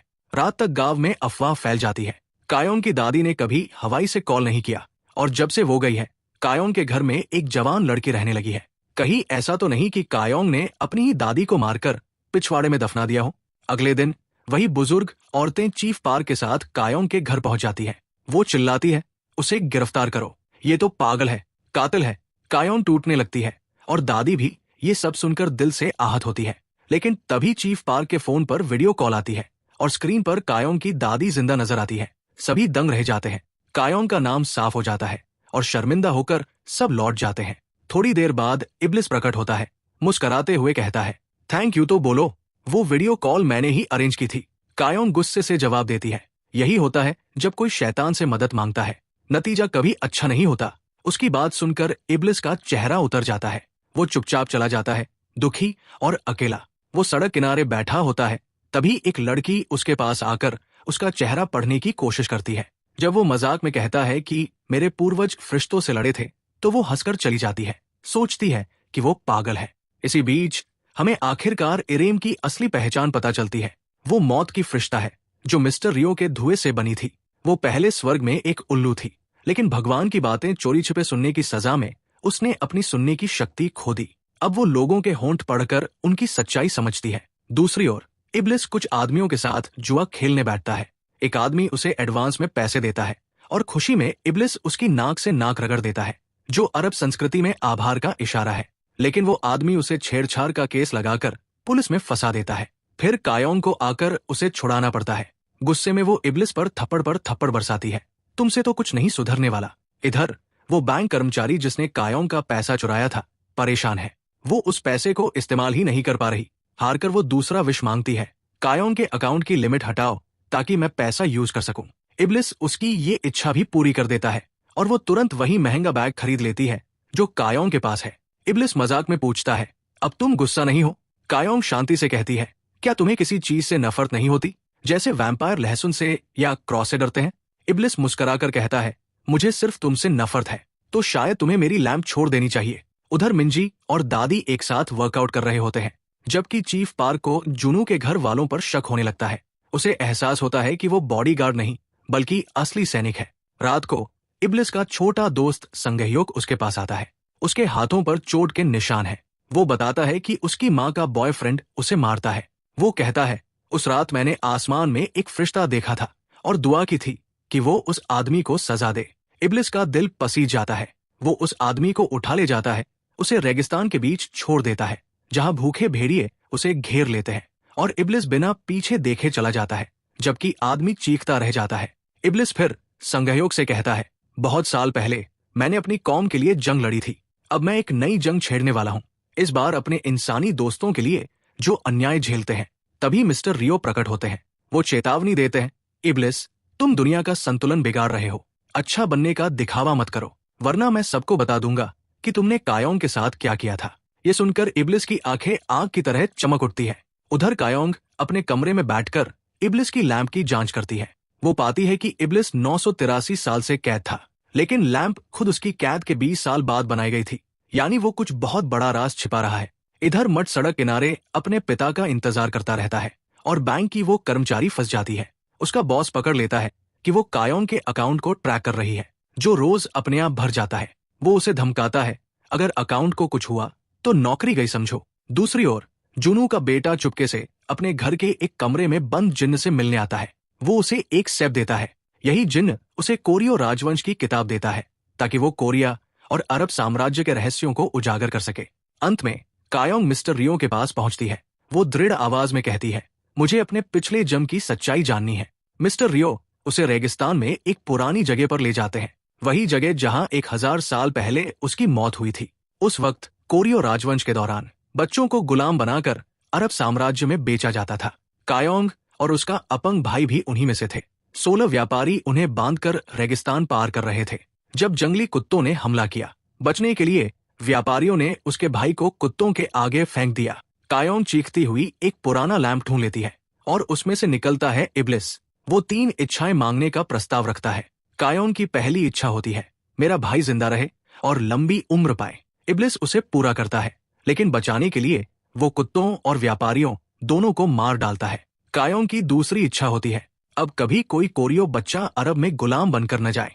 इब्लिस उसे भी पूरा करता है, मगर गुलामी के रास्तों को भूकंप और सुनामी से मिटा देता है, जिसमें सैकड़ों निर्दोष लोग मारे जाते हैं। जब मौत की फरिश्ता वहां आती है, वो कायोंग को बताती है कि इब्लिस ने उसकी नेक इच्छाओं को त्रासदी में बदल दिया। अब उसकी आत्मा भी पाप से दूषित हो चुकी है। कायोंग समझ जाती है, हर विष की एक भयानक कीमत होती है। जब वही जंगली कुत्ते फिर उस पर झपटते हैं, वो आखिरी इच्छा मांगती है, मुझे और इब्लिस दोनों को हमारे पापों की बराबर सजा मिले। कुत्ते उसे नोच डालते हैं। इब्लिस उसके निर्जीव शरीर के पास बैठा रहता है, चेहरे पर न गुस्सा न अहंकार, बस पछतावा और दर्द। वर्तमान में लौटकर कायोंग को सब याद आने लगता है और लैंप के भीतर रेत घड़ी फिर से चल पड़ती है। वो रेत असल में उसकी राख थी। इब्लिस अपने सीने को पकड़ लेता है, क्योंकि अब एक बार फिर उनकी तकदीरें एक दूसरे से जुड़ चुकी है। कायोंग इब्लिस को रोते हुए देखकर मिस्टर रियो का सामना करती है। गुस्से में वो पूछती है, जब जंगली कुत्ते मुझे और मेरे भाई को फाड़ रहे थे तब तुम कहाँ थे? आखिर तुम तो खुद भगवान के दूत थे, हमें बचा सकते थे ना? मिस्टर रियो चुपचाप जवाब देते हैं, उस वक्त मैं बस दुआ कर रहा था। ये सुनकर कायोंग का गुस्सा फूट पड़ता है। वो उसे मुक्का मार देती है और कहती है, कम से कम शैतान ने तो कोशिश तो की थी मेरी मदद करने की, एक फरिश्ते से ज्यादा। इधर साद इब्लिस को फिर से उसके चिराग में वापस डाल देता है। वहां इब्लिस ध्यान देता है कि रेत घड़ी के अंदर की रेत फिर से चलने लगी है। साद उसे चेतावनी देता है, इसका मतलब है तेरे बदले का वक्त खत्म होने वाला है और जो बीमारी तुझे इन दिनों लगी है वो तेरे पतन की निशानी हो सकती है। उधर इरेम को भी मिस्टर रियो से पता चलता है कि इब्लिस की हालत बिगड़ रही है। उसे एहसास होता है कि अब कुछ बड़ा होने वाला है। रियो को सुकून है कि उसने कायोंग को वो सच्चाई नहीं बताई जो 20 साल पहले इब्लिस के हमले और उसकी कैद के बीच हुई थी। लेकिन कायोंग को पहले से शक है कि वो कुछ छिपा रहा है। वो खुद रिसर्च करने लगती है, उन 20 सालों में असल में क्या हुआ था। इसी दौरान इब्लिस अचानक उसके सामने प्रकट होता है, बेहद स्टाइलिश कपड़ों में, उसे इम्प्रेस करने के इरादे से। असल में उसका गुप्त मकसद है कायोंग को अपने प्यार में गिराना, ताकि वो अपनी आखिरी विश उससे साथ रहने की मांग में खर्च करे और उसकी निस्वार्थता की परीक्षा फेल हो जाए। लेकिन बात वैसी नहीं होती। कायोंग अचानक पूछ लेती है, जब मैं मरी थी तब तेरे चेहरे पर जो दर्द था वो क्यों था? और क्या तूने कभी किसी दूसरी जिन्न से मोहब्बत की है या उसे चूमा है? ये सुनते ही इब्लिस झेम जाता है, कुछ कह नहीं पाता और गायब हो जाता है। वो तुरंत इरेम को आदेश देता है, दुनिया के बाकी जिन्नों को ढूंढो, जो अब भी जिंदा है। उधर मिस कांग की जिंदगी में नई मुसीबतें आ जाती है। उसके घर की परेशानी की वजह से उसे शाखा प्रबंधक, ब्रांच मैनेजर की पोस्ट से हटा दिया जाता है। अब उसकी दोनों विश बेकार हो चुकी है। गुस्से में वो दुकान तोड़ देती है और चिल्लाती है, अब मैं अपनी आत्मा भी शैतान को बेचने को तैयार हूँ। इधर मट की तीनों विश भी बेमानी साबित होती है। वो अब भी सड़कों पर भटक रहा है, अपने पिता का इंतजार करता हुआ। उसका ड्राइवर उसे एक पेट क्लिनिक ले जाता है, वही जगह जिसे मट ने खुद कभी दिखाया था। वहां मट का बर्ताव बिल्कुल किसी कुत्ते जैसा होता है, जिससे ड्राइवर को यकीन हो जाता है कि शायद उसे अपने पिछले जन्म में जानवर की तरह ट्रीट किया गया था। दूसरी ओर एक उदास यूट्यूबर शराब पीते हुए शिकायत करता है, मेरे किसी वीडियो को कभी व्यूज ही नहीं मिलते क्योंकि मेरा गाँव बहुत बोरिंग है। तभी उसके फोन पर एक अजीब नोटिफिकेशन आता है, जीनी नाम से भेजा हुआ खुद इब्लिस ने। वो मजाक समझकर बोलता है, काश मेरे गांव में कुछ रोमांचक हो जाए ताकि मेरा वीडियो आखिरकार वायरल हो सके। इब्लिस उसकी विश तुरंत पूरी कर देता है और उसे एक अंधेरे जंगल में पहुंचा देता है। वो लाइव स्ट्रीम करता हुआ लड़खड़ाते कदमों से चलता है और अचानक किसी चीज से ठोकर खाता है। वो देखता है वो कोई चीज नहीं बल्कि इंसान की लाश है। उसका लाइव तुरंत वायरल हो जाता है। रातों रात अगली सुबह पूरा गांव उस लाश की चर्चा से गूंज उठता है। कई लोग शक जताते हैं कि ये सब साइको कहलाने वाली कायंग ने किया होगा, पर मिंजी तुरंत उसका बचाव करती है। सब गॉसिप करने वालों को अपनी क्लिनिक से बाहर निकाल देती है, यहाँ तक कि कायोंग की दादी भी। वो अफवाहें सुनकर रोने लगती है, पर जब कायोंग घर लौटती है, दादी उसका हाथ पकड़कर कहती है, मुझे पता है मेरी पोती कभी किसी को नुकसान नहीं पहुंचा सकती। थोड़ी देर बाद कायोंग की मुलाकात बैंक वाली औरत से होती है। वो कहती है कि कायोंग को बैंक आकर ये कबूल करना होगा कि वो ही उसके अकाउंट में पैसे ट्रांसफर कर रही थी, वरना वो अपने जिन से विश मांगेगी कि वो कायोंग को मार दे। कायोंग शांत आवाज में जवाब देती है, जा मांग ले विश, क्योंकि मेरे पास भी जिन्न है। अगर तू मेरी मौत मांगेगी तो मैं भी तेरी वही विश मांगूंगी ताकि हम दोनों खत्म हो जाए। उस शाम कायोंग थोड़ी उदास लगती है। इब्लिस उसे खुश करने के लिए गांव की सबसे ऊंची इमारत पर ले जाता है। वहां दोनों मजाक मजाक में एक नकली किस सीन सेट करते हैं, कौन कैसे बैठेगा कैसे झुकेगा। लेकिन अचानक कायोंग उसे धक्का देकर नीचे गिरा देती है और हंसते हुए कहती है, अब मूड ठीक है मेरा। घर लौटने पर मिंजी अचानक आ जाती है और हैरान रह जाती है ये देखकर कि वहां दादी के साथ साथ इब्लिस, साद और इरेम भी मौजूद है। दादी घबराकर झूठ बोलती है, ये मेरी भतीजी की बहन है, दुबई से आई है। मिंजी को भरोसा नहीं होता, पर कायोंग मुस्कुराकर कहती है, टाइम आने पर सब बता दूंगी, फिलहाल डरने की कोई वजह नहीं है। इसी बीच मिस्टर संग को इब्लिस का चिराग मिल जाता है।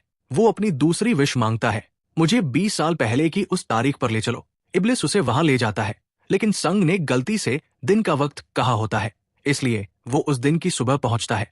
वहां वो देखता है छोटी कायोंग पास ही खड़ी है। इब्लिस को गुस्सा आता है कि संग का मकसद उसे नुकसान पहुंचाना था। वो उस पर हमला करता है, पर अपने मालिक की आज्ञा से बंधा होने के कारण रुक जाता है और उसे उसी रात ले जाता है। वही पता चलता है कि मिस्टर संग एक सीरियल किलर है जो सालों से उन लड़कियों को मारता आया है जिन्हें वो समाज के लायक नहीं समझता था। और 20 साल पहले की उसी रात किसी ने उसके एक मर्डर को अपनी आंखों से देखा था। वो गवाह कोई और नहीं, उसकी अपनी माँ थी, जिसने पुलिस से सच्चाई छिपाई थी। बाद में इब्लिस ये सब कायोंग को बताता है और कहता है, इसे अपनी डायरी में लिख लेना। कायोंग उसकी तारीफ करती है, अच्छा काम किया तूने। वो कसम खाती है कि संग को सजा दिलवाकर रहेगी। इब्लिस मुस्कुराता है, कहता है, तुझे हराना नामुमकिन है। लेकिन जब कायोंग याद दिलाती है कि उसकी हार का मतलब उसकी मौत होगा, वो शांत होकर जवाब देती है, मैं मरने से नहीं डरती, मैं जी चुकी हूँ। अब जब मेरी दादी फिर से जवान है, मुझे सुकून है। इब्लिस उसके शब्दों से हिल जाता है। पहली बार उसे एहसास होता है कि वो कायोंग की परवाह करने लगा है। उस रात जुनियू का कैद किया हुआ जिन्न शैडी अपनी ताकत से पूरी दुनिया को सुला देता है और चुपके से इब्लिस के हाथों को एक रहस्यमयी धागे से बांध देता है। अगली सुबह साद, इरेम और मिस्टर रियो वो सब देखकर चौंक जाते हैं। इरेम बताती है, मैं जाग रही थी, ये सब शैडी ने किया है। कायोंग बिना झिझक इब्लिस का बंधा हाथ काट देती है ताकि जादू टूट जाए। सब दंग रह जाते हैं, खासकर मिस्टर रियो जो डरकर भाग जाता है। इसके बाद इब्लिस रियो से शैडी की सच्चाई जानने के लिए भिड़ता है। फरिश्ते झूठ नहीं बोल सकते, इसलिए रियो मान जाता है और बताता है, शैडी का असली मालिक वही बच्चा है जिसे तूने सदियों पहले अमर बना दिया था, कायोंग की फरमाइश पर। उसका नाम था हुनबिश। इब्लिस का चेहरा सख्त पड़ जाता है। उसे याद आता है वही छोटा बच्चा जिसे कायोंग ने एक बार बचाया था। वो टाइम में पीछे जाता है और देखता है कि हुनबिश आज भी जिंदा है। जूनियो के बेटे के रूप में। सदियां बीत चुकी है, पर हुनबिश की उम्र जरा भी नहीं बढ़ी और इब्लिस अब भी नहीं जानता कि वही अमर लड़का उसी गांव में उसके बिल्कुल पास रह रहा है। शुरुआत होती है शैडी के घर लौटने से, जहां हुनबिश उससे पूछताछ करता है। कल रात के बाद तू कहाँ गया था? पूरी दुनिया को सुलाने के बाद तू गायब क्यों हुआ? डर के मारे हुनबिश का एक नौकर सच बोल देता है। वो कहता है, शैडी ने मुझसे कहा था कि उसे किसी से मिलने चुपके से बाहर ले चलो। हुनबिश गुस्से में उस नौकर को चोट पहुंचाता है और शैडी से सच निकलवाने की कोशिश करता है। आखिरकार शैडी मान लेता है, मैं इब्लिस से मिलने गया था। उसका कारण, ताकि जब इब्लिस जागे तो मेरी मदद के लिए आ सके। ये सुनकर हुनबिश काली हंसी हंसता है और कहता है, यही तो मैं चाहता था, तू इब्लिस को ढूंढे ताकि मैं कायोंग तक पहुंच सकूं। मेरा असली मकसद है कायांग को मारना, इब्लिस का मालिक बनना और फिर हर जिन्न और इंसान पर राज करना। शैडी डर जाता है और उसे उसके असली नाम से पुकारता है, खालिद। रुक जाओ, अगर इब्लिस को पता चल गया तो वो तुम्हें कभी माफ नहीं करेगा। इधर कायोंग इब्लिस से पूछती है, आखिर ये खालिद है कौन? लेकिन इब्लिस खुद नहीं जानता। कायोंग को ये नाम अपने सपनों से याद है, जहां वो बार बार एक बच्चे को देखती है जो कालीन बुन रहा होता है, और वो बच्चा है खालिद। वो कुछ आजमाने का फैसला करती है। वो फिर से वही रहस्यमयी धागा इब्लिस के हाथ में बांध देती है। पहले जो धागा सफेद था अब खून से काला हो चुका है, और इसी से उसे पता चलता है कि वो धागा सिर्फ किसी जिन्न को बांध सकता है और उसे तोड़ने की ताकत सिर्फ उसी में है, किसी आम इंसान में नहीं। उधर जूनियो अब भी सहमा हुआ है, क्योंकि उसने हुनबिश का असली रूप देख लिया था। वो उल्टियां करता रहता है, जैसे कुछ अंदर से हिला गया हो। हुनबिश का नौकर बताता है, हम सब अनाथ हैं जिन्हें उसने पाला है पिता की तरह, इसलिए हम उसकी हर बात मानते हैं और अब तुझे भी माननी होगी। जो भी उसके माता पिता बनने की कोशिश करता है आखिर में उसी के कब्जे में चला जाता है। गांव में दादी और मिंजी एक कॉफी शॉप में मिलती है। मिंजी प्यार से पूछती है, क्या कायोंग के घर में कुछ गलत चल रहा है? दादी मना कर देती है और मिंजी उन पर यकीन कर लेती है। दोनों साथ कॉफी पीती है और धीरे धीरे मिंजी को दादी के लिए भावनाएं होने लगती है। उसे पता ही नहीं कि वो कायोंग की असली दादी है, कोई मेहमान नहीं। फिर कायोंग मिस्टर संग से मिलने जाती है और उसे उसकी कार की हेडलाइट से मिला एक सुनहरा बाल दिखाती है। शांत लहजे में कहती है, मुझे पता है, जंगल में मिली लाश और वो गुमशुदा लड़की, दोनों का जिम्मेदार तुम हो, क्योंकि तुम एक सीरियल किलर हो। मिस्टर संग घबराता है और पूछता है, क्या तुम किसी के साथ आए हो? कायोंग इब्लिस का जिक्र नहीं करती, बल्कि मुस्कुराकर कहती है, तुम बहुत दिलचस्प आदमी हो। हमारे बीच एक समानता है, हम दोनों साइकोपैथ हैं। फर्क बस इतना है कि अगर मैं किसी को मारूं तो सबूत कभी नहीं छोड़ती। उसकी बातों में फंसकर मिस्टर संग एक सौदा पेश करता है, अगर मैं अपने सारे सबूत मिटा दूं तो अगला मर्डर करने में तू मेरी मदद करेगी। बाद में जब कायोंग घर लौटती है, इब्लिस नाराज होकर पूछता है, तूने उसे पुलिस के हवाले क्यों नहीं किया? कायोंग समझाती है, अगर उसे गिरफ्तार करवाऊंगी तो वो अपनी आखिरी विश से भाग जाएगा, इसलिए मैं उसे खुद अपनी आखिरी विश इस्तेमाल करने दूंगी।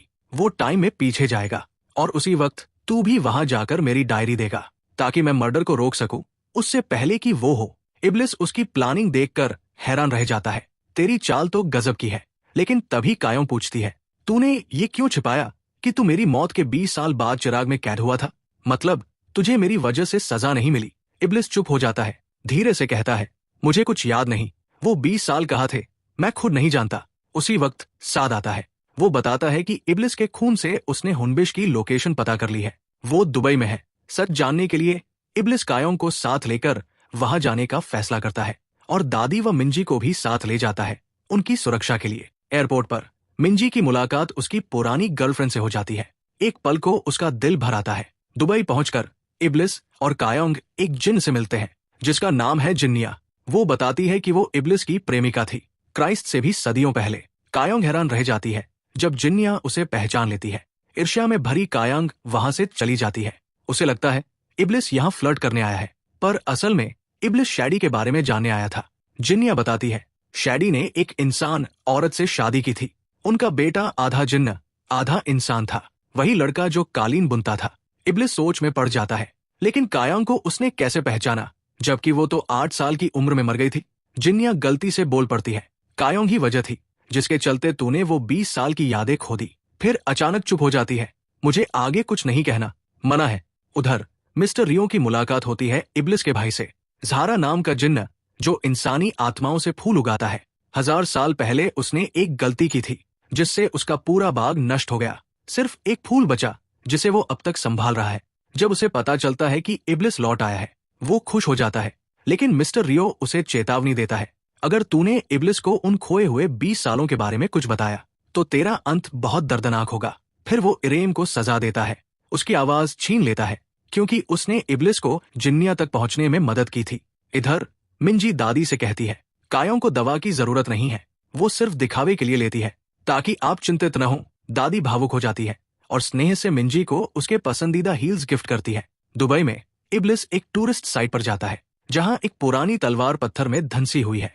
कहते हैं सदियों पहले एक विदेशी ने गुस्से में वही तलवार वहां गाड़ दी थी, और उस विदेशी का नाम था इब्लिस। अब तक कोई उसे निकाल नहीं सका था, लेकिन जब इब्लिस उस पर हाथ रखता है, समय रुक जाता है और वो बड़ी आसानी से तलवार निकाल लेता है कायों की आंखों के सामने। पर उसे अब भी याद नहीं आता कि उसने वो तलवार वहां क्यों छोड़ी थी। कायों के सवाल टालने के लिए वो बात बदल देता है और पूछता है, मिंजी की एक्स गर्लफ्रेंड कैसी थी? कायों हंसते हुए कहती है, मिंजी ने उससे ब्रेकअप इसलिए किया क्योंकि वो हमारी साइकोपैथ फ्रेंडशिप झेल नहीं पाई। अगले दिन कायों दादी को चुपके से उनकी बेटी यानी कायों की माँ से मिलवाने ले जाती है। दूर से उसे देखकर दादी की आंखों से आंसू बहने लगते हैं। ममता और तड़प दोनों उमड़ पड़ते हैं। उधर कोरिया में मिस कांग अपनी आखिरी विश मांगती है। उसे याद आता है इब्लिस की वो कहानी, जहां एक आदमी ने इब्लिस को 72 साल तक रखा था और फिर विश मांगी थी कि वो अपनी पिछली 2 विश भूल जाए। वो वही मांग दोहराती है, पर इब्लिस मुस्कुराता है और कहता है, अगर मैंने वो विश कभी पूरी की होती तो क्या मुझे वो कहानी याद रहती? बहुत देर से सही, पर मिस कांग समझ जाती है वो फिर से धोखा खा चुकी है। जब कायों को ये पता चलता है, वो इब्लिस को छेड़ती है, लगता है इस बार मैं तुझसे हार जाऊंगी। फिर पूछती है, लोग कभी अपनी आखिरी विश के बाद एक और मौका मांगते हैं क्या? इब्लिस नरम आवाज में कहता है, जब उनकी आखिरी विश पूरी हो जाती है तो वो सब भूल जाते हैं, यहाँ तक कि अपने जिन्न से मिलना भी। कायों की आंखें नम हो जाती है, धीरे से कहती है, मैं तुझे कभी नहीं भूलना चाहती। उधर जब साद को पता चलता है कि इरेम की आवाज छीन ली गई है, वो गुस्से में मिस्टर रियो पर हमला कर देता है। दोनों की लड़ाई इतनी भयानक होती है कि वो धरती से आसमान तक जा पहुंचती है। थक चुके इब्लिस चिल्लाकर पूछता है, मैंने सदियों पहले तेरी एक पंख चुराई थी, तूने उसका क्या किया? रियो जवाब देने से इनकार करता है, पर एक हैरान करने वाला सच बता देता है। शैडी को उस अमर बच्चे ने गुलाम नहीं बनाया था, उसने खुद उसे अपना मालिक चुना था, क्योंकि वो अमर बच्चा हुनबिश दरअसल शैडी का बेटा है। ये सुनकर इब्लिस सन्न रह जाता है। शैडी का आधा इंसान बेटा तो बहुत पहले मर जाना चाहिए था। अगर वो अब भी जिंदा है तो इब्लिस को सच्चाई पता करनी ही होगी। इधर कायों ट्रैकिंग पर जाती है और पहाड़ की चोटी पर उसे जूनियो मिलता है। हुनबिश ने उसे भेजा है। वो पूछता है, तेरी विश पूरी हुई या नहीं? कायों जवाब नहीं देती और जूनियो उसे धक्का देकर खाई से नीचे गिरा देता है। गिरते हुए कायों पहली बार डर महसूस करती है, मरने का नहीं बल्कि खोने का। दादी को, मिंजी को और इब्लिस को। जैसे ही वो जमीन के करीब पहुंचती है, इब्लिस अचानक वहां प्रकट होता है और उसे बचा लेता है। वो कहता है, तू चाहती तो विश मांग लेती जिंदा रहने की। कायों की आंखों में आंसू है, धीरे से बोलती है, अगर मैं ऐसा करती तो तुझे खो देती और मैं तुझे भूलना नहीं चाहती। इब्लिस कुछ पल चुप रहता है, फिर पहली बार वो उसे अपने सीने से कसकर लगा लेता है। इब्लिस गुस्से में जुनऊ को उसी चट्टान से नीचे फेंक देता है। उधर मिस्टर रियो हनबिश से मिलने पहुंचता है और उसे चेतावनी देता है कि वो कायों के मामलों में दखल ना दे। वो कहता है कि कायों की आखिरी इच्छा किसी और के लिए इस्तेमाल होनी चाहिए, क्योंकि तभी वो इब्लिस को नष्ट कर सकता है। वो सदियों से इसी मिशन की तैयारी कर रहा था। वो किसी कीमत पर इब्लिस को नया मालिक नहीं मिलने देना चाहता था, खासकर हनबिश जैसा। उसी समय इब्लिस अपने भाई जहरा से मिलने जाता है, जो उसे शॉकिंग सच बताता है शैदी के बेटे खालिद के बारे में। खालिद आधा इंसान था और एक रहस्यमयी बीमारी से धीरे धीरे मर रहा था। अपने आखिरी दिनों में वो ऐसी कालीनें बुनता था जिनके धागे कभी टूट नहीं सकते थे, और हर दिन अपने पिता को कोसता था कि उन्होंने उसे कभी बचाया क्यों नहीं। एक दिन उसी गांव में शैदी की मुलाकात हनबिश से हुई, जिसमें अमर होने की शक्ति थी। अपने बेटे को बचाने के लिए शैदी ने जहरा की मदद से काले जादू का इस्तेमाल किया और हनबिश और खालिद की आत्माएं बदल दी। हनबिश उसी पल मर गया और खालिद ने उसकी अमर देह में जीना शुरू कर दिया। लेकिन इस पाप के कारण जहरा का खूबसूरत आत्मा बगीचा पूरी तरह नष्ट हो गया। सिर्फ एक फूल बचा, वो जो उसकी गलती का प्रतीक था, जो सदियों से मुरझाया नहीं। इधर मट नाम का कुत्ता आखिरकार अपने पुराने मालिक से मिलता है, जो अब अपने छोटे बेटे के साथ रहता है। खुशी से झूमते हुए मट समझ जाता है कि वो बच्चा अब भी उसे याद करता है। वो अपनी आखिरी इच्छा जताता है, वो फिर से एक कुत्ता बनना चाहता है, ताकि अपने परिवार के साथ आखिरी सांस तक रह सके। इब्लिस उसकी इच्छा पूरी करता है और मट मुस्कुराते हुए फिर से कुत्ता बन जाता है, सड़क किनारे अपने मालिक का इंतजार करते हुए, पूंछ हिलाते हुए आखिरी बार। दूसरी तरफ दादी मिंजी के क्लिनिक जाती है, जहां उनका एक्सरे होता है। फिर जब वो फूड बैंक में होती है, मिस्टर रियो वहां आता है और उन्हें कड़वा सच बताता है। भले ही इब्लिस ने अपने जादू से उन्हें जवान बना दिया हो, लेकिन उनकी जिंदगी के दिन वही है जो पहले थे। उनकी जवानी सिर्फ एक भ्रम थी। जिस दिन उनके घर के बाहर वाले पेड़ पर फिर से फूल खिलेंगे, वो दिन उनका आखिरी दिन होगा। दादी की आंखें भर आती है, लेकिन वो शांत होकर अपनी नियति स्वीकार कर लेती है। उधर कायोंग बैंक से सारा पैसा निकालती है और कहती है कि उसे सब नकद चाहिए। वो बैंक कर्मचारी, जो अब कुछ नहीं पा सकेगी, गुस्से में फट पड़ती है। घर लौटकर कायोंग सीसीटीवी देखने लगती है, लेकिन तभी खालिद और उसके आदमी पहुंच जाते हैं। वो पूछते हैं कि दिया कहाँ है, क्योंकि वो कायोंग की आखिरी इच्छा के बाद उसे पाना चाहते हैं। कायोंग जवाब देने से मना कर देती है, तो वो उस पर हमला करते हैं, लेकिन साद एक तेंदुए में बदलकर उन सबको मार भगाता है। तभी चीफ पार्क अपनी टीम के साथ पहुंचता है और कायोंग बताती है कि तेंदुआ उसका पालतू है। वो चीफ पार्क से कहती है कि उसकी मेहमान यानी दादी का ध्यान रखे। इस बीच इब्लिस गुप्त रूप से शैदी से मिलने जाता है, जो खालिद की कैद में है। वो उसे चेतावनी देता है, अपने बेटे को रोक लो, वरना वो खुद शैदी को नर्क में घसीट ले जाएगा। वो कहता है कि कायोंग को अब आखिरी इच्छा जल्द करनी होगी, ताकि वो चैन से नर्क लौट सके और खालिद का मालिक ना बने। शैदी समझ जाता है कि उसके बेटे की लालच अब हद से बढ़ चुकी है। रात को जब कायोंग दुकान बंद करके घर लौट रही होती है, तो कुछ चोर उसका पीछा करते हैं, क्योंकि उन्होंने देखा था कि उसने बैंक से नकद निकाला है। वो उसे चोट पहुंचाने की कोशिश करते हैं, पर इब्लिस वहां आकर उन्हें नर्क की झलक दिखा देता है। डरे हुए चोर भाग जाते हैं। कायोंग मुस्कुराकर कहती है, अगर तुम मेरी आखिरी इच्छा के बाद कभी वापस धरती पर आए, तो मैं भी तुम्हारे साथ नर्क चलूंगी, क्योंकि वो जगह काफी कूल लगती है। वो हंसकर उसे गले लगाती है, पर इब्लिस कुछ नहीं कहता, बस उसे घर छोड़ आता है। थोड़ी देर बाद मट लौटता है, खून खांसते हुए। वो जानता है कि उसका मालिक उसे बीमारी की वजह से छोड़ गया था, फिर भी वो खुश होकर कहता है, मुझे बस आखिरी बार अपने भाई को देखना है। इब्लिस उसकी इच्छा पूरी करता है। मट फिर से कुत्ता बन जाता है, सड़क के किनारे लेटा हुआ अपनी आखिरी सांस तक। फिर इब्लिस कायोंग को बताता है कि जब भगवान ने उसे बनाया था, तो उसे भी 3 इच्छाएं दी थी।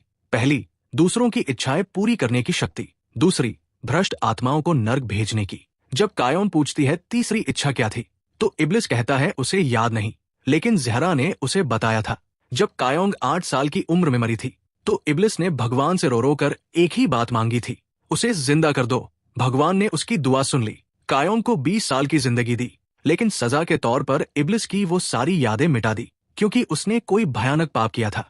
कायोंग उसे उदास देखकर कहती है, चलो तुम्हारी पसंदीदा जगह चलते हैं।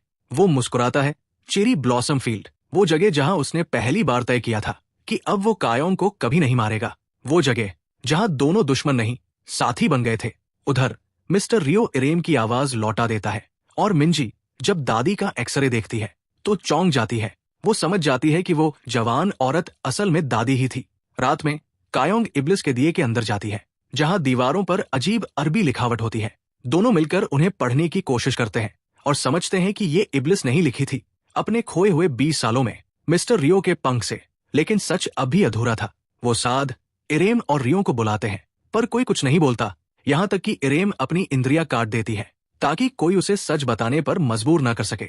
तभी इब्लिस को मिस्टर सैंग का संदेश मिलता है। वो अपनी आखिरी इच्छा पूरी करने के लिए तैयार है। कायोंग उसे अपनी डायरी देती है और कहती है कि वो ब्लॉन्ड लड़की के गुम होने वाले दिन में लौट जाए। इब्लिस उसे रोकने की कोशिश करता है, कहता है तुम्हारा दिल बहुत कमजोर है। पर कायोंग मुस्कुराकर कहती है, अगर मैं मर भी गई तो तुम सिर्फ मेरे लिए मरना। इब्लिस मिस्टर सैंग के साथ अतीत में लौटता है। वहां पुरानी कायोंग को ढूंढकर उसे वो डायरी देता है, जिसमें आने वाले सारे घटनाक्रम लिखे हैं। कायोंग सब समझ जाती है और सुनहरी बालों वाली लड़की को बचाने के लिए दौड़ पड़ती है। इब्लिस उसे हवा में उठाकर वहां ले जाता है। वो सही वक्त पर पहुंचती है। वो मिस्टर सैंग को हरा देती है और इब्लिस पुलिस को बुला देता है। सीरियल किलर आखिरकार गिरफ्तार हो जाता है। कायोंग उसका शुक्रिया अदा करती है और पूछती है, क्या अब हम दोस्त हैं? इब्लिस बस मुस्कुराता है, क्योंकि अब वो उससे प्यार करने लगा है। यहाँ तक कि जब वो उसके सामने खड़ी होती है, तो भी उसे उसकी कमी महसूस होती है। रात को जब कायोंग सोने का नाटक करती है, इब्लिस धीरे से कहता है, मैं अपने खोए हुए 20 साल जरूर ढूंढूंगा, क्योंकि वो यादें सिर्फ तुम्हारी है। और जब वो दिए की दीवारों पर खुदे शब्द पढ़ता है, सबसे ज्यादा लिखा था एक शब्द हबीबती, जिसका मतलब होता है सच्चा प्यार। वो मुस्कुराता है, उसकी ओर झुकता है और दोनों के होंठ मिलते हैं, हमेशा के लिए, एक अमर वादा बनकर। सीन की शुरुआत होती है बैंक की उस कर्मचारी से जो अब अपनी नौकरी खो चुकी होती है। उधर यूट्यूबर अपनी पत्नी को जिन्न की इच्छाओं के बारे में बताता है। दोनों ये सोचने लगते हैं कि आखिर उन्हें क्या मांगना चाहिए। उसकी पत्नी कहती है, क्यों ना हम मेरे पापा के कैंसर को ठीक करने की इच्छा मांगे। लेकिन यूट्यूबर गुस्से में मना कर देता है, उसे ये सब बेकार की बात लगती है। इसी बीच कहानी में खुलासा होता है खालिद के अतीत का। जब उसकी आत्मा हुनबिश के अमर शरीर में आई थी, तब उसने कालीन बुनने की अपनी कला भी खो दी थी और जिन्न जैसी कोई शक्ति भी नहीं बची थी। वो अब मर तो नहीं सकता था, लेकिन खुद को बिल्कुल बेकार समझता था, अमर पर शक्तिहीन। यही वजह थी कि वो इब्लिस का दिया पाने के लिए इतना बेचैन था, ताकि उसे असली ताकत मिल सके। दूसरी ओर इब्लिस मिस्टर रयो से मिलता है और पूछता है कि कयोंग के पास जिंदगी के कितने दिन बचे हैं। वो डरा हुआ है, उसे डर है कि कहीं कयोंग की मौत फिर से उसके अंदर वही पुराना गुस्सा न जगा दे, वही गुस्सा जिसने पहले एक पूरे शहर को तबाह कर दिया था। पर मिस्टर रयो कुछ नहीं बताता। इसके बजाय इब्लिस आयरेम को एक गुप्त मिशन सौंपता है। उधर दादी बहुत प्यार से कयोंग और इब्लिस के लिए लंच तैयार करती है। वो चाहती है कि उनके बचे हुए दिन कुछ अच्छे यादों में बदल जाए। लंच के दौरान इब्लिस और कयोंग चिकन लेग पीस के लिए मस्ती में झगड़ते हैं और दादी मुस्कुराती है। वो साफ देख सकती है कि दोनों के बीच गहरा रिश्ता बन चुका है, एक ऐसा बंधन जो कभी टूट नहीं सकता। बाद में इब्लिस अपना दिया एक चाय की केतली में बदल देता है और कयोंग को देता है। वो कहता है, इसे हमेशा अपने पास रखना, तुम्हारी आखिरी इच्छा सिर्फ तुम्हारे हाथों में रहनी चाहिए, यही हमें खालिद से बचाएगी। उसे डर है कि कहीं खालिद फिर से उसे अपनी जादुई डोरियों में न बांध ले, जिससे वो बेबस हो जाएगा। इब्लिस कहता है, अगर ऐसा हुआ तो अपनी आखिरी इच्छा खुद को बचाने के लिए इस्तेमाल करना। लेकिन कयोंग साफ मना कर देती है। वो कहती है, मैं इसे तुम्हें बचाने के लिए इस्तेमाल करूंगी। दूसरी ओर यूट्यूबर अपनी बढ़ती फॉलोइंग देखकर बहुत खुश होता है, लेकिन उसकी पत्नी अब उसकी स्वार्थी हरकतों से तंग आ चुकी है। वो तलाक मांगती है और कहती है कि उसे जिन्न की एक इच्छा अपने पिता को बचाने के लिए चाहिए। यूट्यूबर गुस्से में चला जाता है, जबकि उसकी पत्नी उसका पूरा चैनल डिलीट कर देती है। वो कहती है, अगर इच्छाएं तुम्हारी है तो चैनल मेरा है।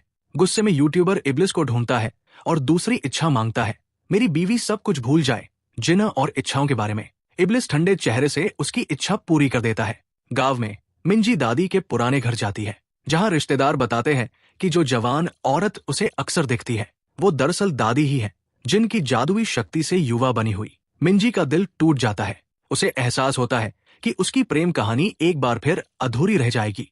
इधर दादी कयोंग के लिए अचार और सॉस बनाती रहती है, पर अंदर ही अंदर उन्हें पता है वो शायद ज्यादा दिन नहीं जिएंगी। वो बस चाहती है कि कयोंग उनके बनाए स्वाद को याद रखे। कयोंग फिर कहती है, मैं चाहती हूँ कि हम दोनों साथ में कुछ यादें बनाएं। दादी की मौत से पहले वो एक छोटी सी सियोल ट्रिप प्लान करती है। ये सुनकर इब्लिस को अपना पुराना दोस्त सांगह्योक याद आता है, जिसके साथ वो वीडियो गेम खेला करता था। वो भी सोचता है कि उसे आखिरी बार मिलाए। सियोल में कयोंग दादी को शॉपिंग चलने के लिए कहती है, लेकिन दादी मना कर देती है और उसे फोटो बूथ ले जाती है। वो कहती है, मैं चाहती हूँ कि तुम्हारी यादों में मैं हमेशा खूबसूरत लगूं। कयोंग को उनकी बात कुछ अजीब लगती है, क्योंकि उसे नहीं पता कि दादी को अपने जाने का पूरा एहसास हो चुका है। उसके बाद कयोंग मिंजी से अपनी बुधवार की डिनर मीटिंग के लिए मिलती है, जबकि दादी पूजा की चीजें खरीदने निकलती है। अपने पति की आत्मा के लिए वो आखिरी बार श्राद्ध करना चाहती है। थोड़ी देर बाद कयोंग दुबई जाती है जिन्या से मिलने। प्लेन में उसे खालिद के आदमी पीछा करते दिखते हैं। वो उसे पकड़ भी लेते हैं, लेकिन जिन्या वक्त पर आकर उसे बचा लेती है। बातचीत के दौरान कयोंग पूछती है, क्या इब्लिस ने कभी सच्चा प्यार किया था? जिन्या बताती है, बहुत साल पहले मुत्तालिब नाम का एक इंसान था जिसने कयोंग को मार दिया था। उस गम में इब्लिस ने सोने की बारिश बरसाई और पूरा शहर मिटा दिया। ये सुनकर जिन्या जलन में असली बारिश बुलाने ही वाली थी, लेकिन कयोंग वहां से चली जाती है। इधर आयरेम सादे से कहती है कि कोई हमें सच नहीं बता रहा, कोई बड़ा राज छुपाया जा रहा है। वो कहती है, जब वक्त आए तो हमें अपने मालिक का साथ देना होगा, चाहे कुछ भी हो। उधर यूट्यूबर फिर से गुस्से में आता है और अपनी दूसरी इच्छा का इस्तेमाल करता है। वो चाहता है कि उसकी पत्नी सब कुछ भूल जाए, जिन्न, इच्छाएं, सब कुछ। इब्लिस उसे ठंडे मन से पूरा करता है, लेकिन उसके चेहरे पर निराशा साफ झलकती है। इसके बाद इब्लिस दुबई पहुंचता है कयोंग से मिलने। जैसे ही वो उसे देखता है, वो बिना कुछ कहे उसे कसकर गले लगा लेता है। कयोंग मुस्कुराते हुए कहती है, शायद ये हक तुम्हें कुछ याद दिला दे। और तभी इब्लिस को एक याद लौट आती है। वो देखता है कि उसके पिछले जन्म में कयोंग कह रही थी, मुत्तालिब मेरा नया मालिक है, आज वो अपनी आखिरी इच्छा मांगने वाला है। उस इच्छा के बाद वो दोनों अरब छोड़कर गोरेओ जाने वाले थे, नई जिंदगी शुरू करने के लिए। लेकिन कुछ ऐसा हुआ जिसने इब्लिस के अंदर का तूफान फोड़ दिया और पूरा शहर राख बन गया। वो अब भी सब याद नहीं कर पाता, पर उस दर्द को भूल नहीं सकता। उस शाम दोनों साथ में डिनर पर जाते हैं, लेकिन जिन्निया जलन में अचानक एक तेज बारिश करवा देती है और उनका डेट बिगाड़ देती है। दोनों हंसते हुए किसी शेल्टर में छिपते हैं। इब्लिस उसे सूखे कपड़े देता है और हैरान रह जाता है। कयोंग बिल्कुल अपने पिछले जन्म वाली शक्ल में लग रही थी। दोनों डिनर करते हैं, डांस करते हैं और कयोंग आखिरकार कबूल करती है, मैं तुमसे उसी रात प्यार करने लगी थी जिस रात तुम मेरे होटल रूम में लौटे थे। वही गांव में दादी की दोस्त को शक होता है कि कुछ तो अजीब है। वो देखती है कि दादी वही खाना बना रही है जो वो पहले बनाया करती थी और उनके हाथ पर वही तिल भी है। सच का एहसास होते ही वो डर कर भाग जाती है। उसे लगता है कि ये कोई काला जादू है। दादी उसके पीछे भागती है, कहती है कृपया किसी को मत बताना। उसी वक्त खालिद के लोग जो दादी के घर पर नजर रखे हुए थे सारी सच्चाई जान लेते हैं और प्लान बनाते हैं कि दादी को अगवा कर लिया जाए ताकि कयोंग मजबूर होकर अपनी आखिरी इच्छा इस्तेमाल करे। और ठीक उसी पल इब्लिस को एक और विजन आता है। वो देखता है कि उसके सामने खुद खालिद खड़ा है और दूसरी तरफ बैठा है 1000 साल पुराना उसका ही रूप, उसी अग्नि जैसी आंखों के साथ। इब्लिस को अब तक लैंप में कैद नहीं किया गया था। कायोंग की मौत को 20 साल बीत चुके थे और इब्लिस अब अरब में आजादी से रह रहा था। उसे इस बात का सुकून था कि उसे अपने किए की कोई सजा नहीं मिली। वो मान चुका था कि 8 साल की उम्र में कयोंग ने जो मरते वक्त श्राप दिया था वो बस एक झूठ था। एक दिन जब वो बाजार की गलियों में घूम रहा था, अचानक उसे एक जानी पहचानी खुशबू महसूस हुई, कयोंग की। हैरान होकर वो उस खुशबू के पीछे जाता है और देखता है कयोंग जिंदा है। अब वो बड़ी हो चुकी है, लेकिन उसके चेहरे पर जंगली कुत्तों के काटने के निशान हैं। इब्लिस हैरान होकर पूछता है कि वो कैसे बची, मगर कयोंग को अपने अतीत की कोई याद नहीं होती। वो अब एक गरीब जिंदगी जी रही थी, खजूर बेचकर गुजारा करती थी। दया से भरकर इब्लिस उसे कुछ सोने के सिक्के देता है खजूर के बदले में। कयोंग शुक्रिया कहकर सिक्के रख लेती है। उसे ये नहीं पता होता कि सामने वाला कौन है। उस पल के बाद इब्लिस छिपकर उसकी देखभाल करने लगता है। कयोंग की जिंदगी मुश्किलों से भरी थी, फिर भी वो नेक दिल थी। वो हमेशा दूसरों की मदद करती, बिना किसी लालच के। उसकी मासूमियत देखकर इब्लिस पहली बार उसके सामने आता है। वो बताता है कि वो एक जिन्न है जिसे और कोई नहीं देख सकता, सिर्फ वो। कयोंग मुस्कुराती है और कहती है शायद तुम खास हो, इसलिए सिर्फ मैं ही तुम्हें देख सकती हूँ। अगले दिन कयोंग ऊंट खरीदने जाती है ताकि अपने वतन गोरेओ लौट सके, लेकिन ऊंट बेचने वाला उसे धोखा देता है, उसका सोना लूट लेता है और उसे बेरमी से पीटता है। ये देखकर इब्लिस का गुस्सा फूट पड़ता है। वो उस आदमी के सीने में हाथ डालता है और उसका दिल निकालकर बाहर फेंक देता है ताकि सोने के सिक्के वापस मिल सके। बाजार में लोग डरकर चिल्लाने लगते हैं, सब उसे शैतान कहने लगते हैं। कयोंग भी डरी हुई वहां से भाग जाती है। कुछ समय बाद इब्लिस फिर उससे मिलने आता है। वो माफी मांगता है और कहता है कि वो खुद उसे गोरेओ तक छोड़ आएगा। थोड़ी झिझक के बाद कयोंग राजी हो जाती है। इब्लिस पूछता है क्या तुम्हें उन लोगों से नफरत नहीं जिन्होंने तुम्हें दर्द दिया? कयोंग धीरे से मुस्कुराती है और कहती है जब मैं अपने जख्म देखती हूँ तो बस शुक्रगुजार होती हूँ कि जिंदा हूँ। शायद खुदा ने मुझे किसी मकसद से बचाया है, बस यही काफी है। उसकी ये बातें सुनकर इब्लिस के दिल में पहली बार गिल्ट जागता है। उसे एहसास होता है कि वही उसकी तकलीफ की असली वजह था। कुछ दिन बाद कयोंग खालिद के पास दवा लेकर जाती है और उसी पल पहली बार खालिद इब्लिस को देख पाता है। वो उससे सौदा करने की कोशिश करता है, कहता है कि अगर वो उसे जिन्न बांधने वाली डोरी दे दे तो वो उसे ठीक कर देगा, लेकिन इब्लिस मना कर देता है। वो कहता है तुम्हारा आधा इंसानी रूप ही तुम्हारी सजा है। रात में इब्लिस देखता है कि कयोंग मोमबत्ती की रोशनी में कपड़ा सी रही है, वो ड्रेस जो वो गोरेओ पहुंचकर पहनना चाहती है। इब्लिस उसे अपने लैंप के अंदर ले जाता है। अंदर की दीवारें रोशनी से चमक रही होती है। वो पूछता है तुम्हें गोरेओ वापस क्यों जाना है? कयोंग मुस्कुराकर बताती है वहां चेरी ब्लॉसम्स है, मेरी सबसे पसंदीदा जगह। मैं उन्हें फिर से देखना चाहती हूँ। और यही वजह थी कि आज भी वर्तमान में इब्लिस को चेरी ब्लॉसम से इतना प्यार है। वो उसे आसमान के सितारे दिखाता है और कयोंग की एक ही ख्वाहिश होती है, घर जाना। अब तक इब्लिस पूरी तरह उससे मोहब्बत करने लगा था। वो मिस्टर रियो का पंख भी तोड़ देता है क्योंकि अब वो अपनी ड्यूटी पूरी करने के बजाय सारा वक्त लैंप के अंदर कयोंग के बारे में लिखने में बिताने लगा था। आखिरकार इब्लिस तय करता है कि वो कयोंग को लेकर गोरेओ जाएगा, लेकिन जाने से पहले कोई उसका लैंप ढूंढ लेता है और उसका नया मालिक बन जाता है। इब्लिस जब देखता है कि वो कौन है तो दंग रह जाता है। वो मुत्तालिब था, वही आदमी जिसने 20 साल पहले कयोम और बाकी बच्चों की तस्करी की थी। मुत्तालिब इतने सालों से रेगिस्तान में भटक रहा था, सिर्फ इसलिए कि उसे लैंप मिल जाए ताकि वो इब्लिस को गुलाम बना सके और बदला ले सके। मुत्तालिब अपनी पहली 2 ख्वाहिशें मांगता है। पहली, मैं अरब का सबसे अमीर आदमी बनना चाहता हूँ, और दूसरी, जो भी मुझे नफरत से देखे वो दर्दनाक मौत मरे। इन दोनों ख्वाहिशों से चारों तरफ तबाही मच जाती है। लोग मरने लगते हैं, सब इब्लिस की ताकत से। एक दिन मुत्तालिब बाजार में कयों को देखता है। वो पहचान जाता है कि ये वही लड़की है जिसे उसने कभी बेचा था। वो उसे सोना फेंक कर कहता है, मेरे साथ चलो। लेकिन कयोंग इनकार करती है, कहती है, मैं अपनी मेहनत से कमाती हूँ और जल्द ही घर लौट जाऊंगी। उसकी बात से मुत्तालिब का अहंकार टूट जाता है। वो तय करता है कि उसकी आखिरी ख्वाहिश यही होगी, कयोंग हमेशा उसकी गुलाम बन जाए। इधर इब्लिस कयोंग के साथ जाने की तैयारी कर रहा था, खुश और बेखबर आने वाली तबाही से।